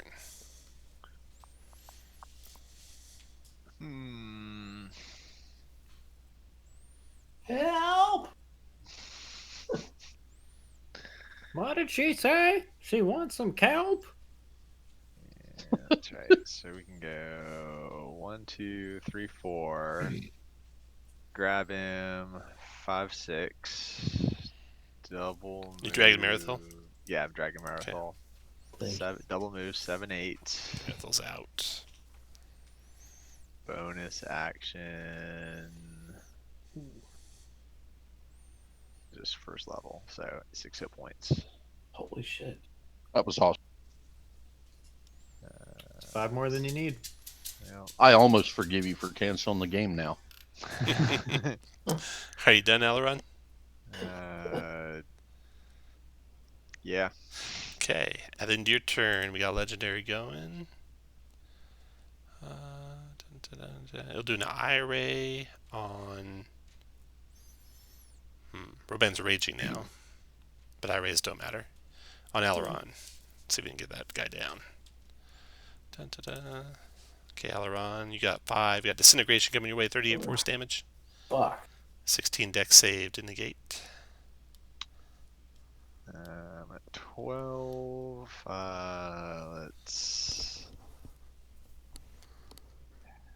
Let's use the 38. That's actually a really crappy roll. But that's about half my hit points, so I'll use the last charge on my ring. Okay. After Aileron, cast your turn. I'm going to move slowly to the space next to Aileron. 2, 3, 4, 5, 6. And then I'm going to cast a spell. No. And that spell is going to be let's do Fireball at level 3 in the corner to where it would only get it. If I can do that. Yeah, because it's pretty high over there, right? There's actually a hole in the ceiling, so that's how you're doing it. You're shooting it up the hole a little bit. Yeah, I was like thinking, One of those can do this, but I'm just gonna try it. Just stick it in the hole, cat. Fire away, cast. Do you need me to hit the button? I do, because I have no control over. I have control over my little guy here. Interesting. You just probably need to reload or something. I tried that; it didn't work. Huh. 32 fire this time. That's pretty good. We got a dex save for half. Here comes the dex save. Fucking It's going to use its legendary resistance finally to make that save. Take half 32, a 16 fire.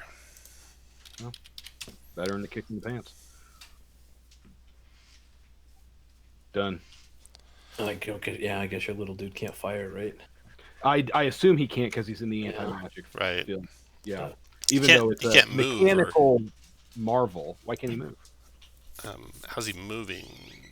With his little legs. Is it magical? No, it's a mechanical marvel. It's an object. A creature know. object summoned or created by magic. That's It's crazy. not created by March. It's created by. My friendship and happiness. It's like what Tony Stark said. In an advanced culture, what seems like magic is really science, and that's what this is.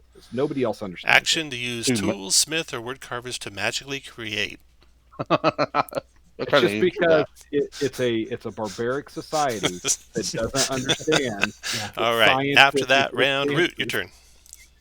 Oh, actually, wait. After cast, we got an Ire. Ire coming at Aileron. Sorry, dodged a wrench a couple times, so this should hit him good. This is a 3 poison, Aileron. 16 con save, Raph. Are you part dwarf? He is part dwarf. So he's only going to take 15-7 from that. 7. Still a DC 10 con save. And Root, your turn. All right, I'm going to slam this critter a couple of times. You have That's a hit. advantage. That's it for 23 for 20, 20. which Nice, does dude. 10 to it. And then one more time. 13 That's missed. a big fat miss. After Root, one more Ire coming to Aileron. Ooh, Death Ray for 69 damage. 16 dex save or half. Fuck. Oh. Wish you saved your thing now. You know, right? I think he's got Yeah. Death Ward. He's about to say F I you to do. me in a second. I also have Flash of Oh, Genius. he said suck Oh, it. double F you. No. Negate. No damage. Okay, that's into Root's turn. All his legendaries are used. Ivan, your turn. Okay. Ivan will carefully double move 1, 2, 3, 4, 5, 6, 7, 8. And then bonus action spiritual weapon on him. 29 for 12 force. Nice. Would I have been able to use that if I were in the field, but the weapon No. was out of the field? Okay. That's what I thought. Ivan, all done? Yeah. Roban. Perfectly lined up for another breath. Go to there. And Roban. I'll go to there Perfect.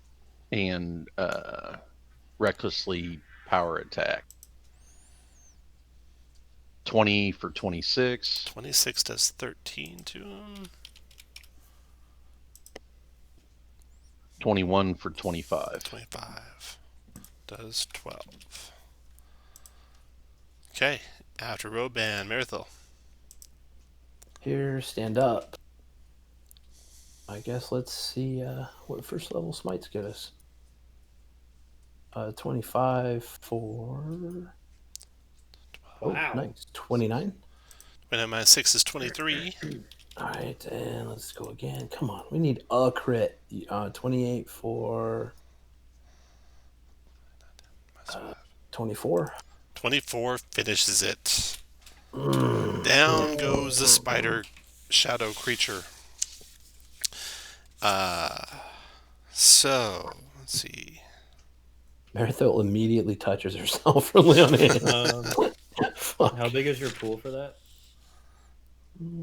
Is it like 70? Like 70, yeah.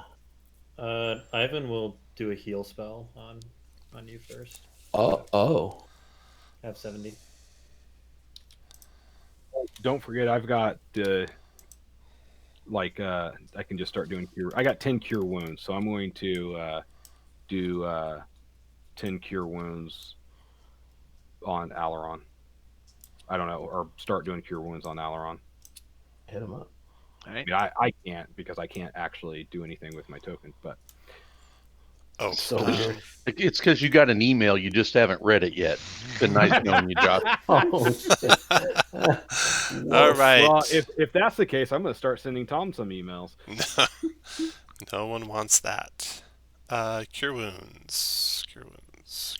Going to get a cease and desist. 13 back. Aileron. Okay. Yep. That's 1. 10 back. That's 2. Got it. 9 back. That's 3. Got it. 7 back. That's 4. Just keeps going down. Got it. 10 back. All right. That is, I'm at 115. Okay, Josh. I used 5 of them for that. Any more? Oh, Yeah, I'll use use a couple on Marathil. Okay, Marathil. You get 8 and 11. Where's that put? Is your 7 total. I'm at 95 of. okay? Use You got 3 use- left. yeah. Just keep using them until he's up. 1, 2, Or 3. I run out. Actually, no, just give me one more. I'll just take one more. Okay, I'll 8 take more. the last 2. And then 18 Roban.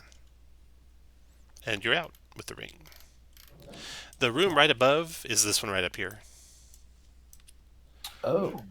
So looking up there, you see And you said the regular spider chick did some kind of like Ethereal ethereal. jump or Yeah, something. went Okay. ethereal. You don't know where they went to. This passageway is on your level, and it goes into just like this cloud of murky gray vapor that starts right here. Oh shit. Oh, So we there's a still cloud of need- murky gray vapor right there. Up above, you can see this chamber up above. You can hear the gibbering sounds from up here that you heard from below, or from before. In addition, you see there's a door over here. And there is in the chamber here a banner visible underneath the webbing. Oh, Marathon You could takes retrieve with it if you Redline. cut it free from the webs. Marathon will absolutely do that. Okay. I say we just get out of here. Like the There's nothing else song. to keep us down here, is there? Yeah, I mean the song said we pressed on through the gray swirling mist. 2 were pulled down by the lurker within. You can backtrack the way you came out. You can get the banner and go back out the way you came in. I mean, we've got the information in the banner. You guys good, or do you want to explorify? Just to be clear, there's nothing else that we need to do down here. I'm not missing anything, am I? Because I'm with Shane. I think that we got the information we need to stop the Emerald Claw. We got the banner. I don't remember anything else that we needed to do down here. No, there's no more story reasons to be down here. There may be treasure Loot, reasons to be down basically. here, but no story reasons. Do we feel like there is something compelling? No. Is there some item here that's pulling us to it? I think we get out of here. Like, well, I don't know. Unless we decide that's the worst of it. But, I mean, that other group that was here lost 2 people in that gray swirling mist. Yep, let's go.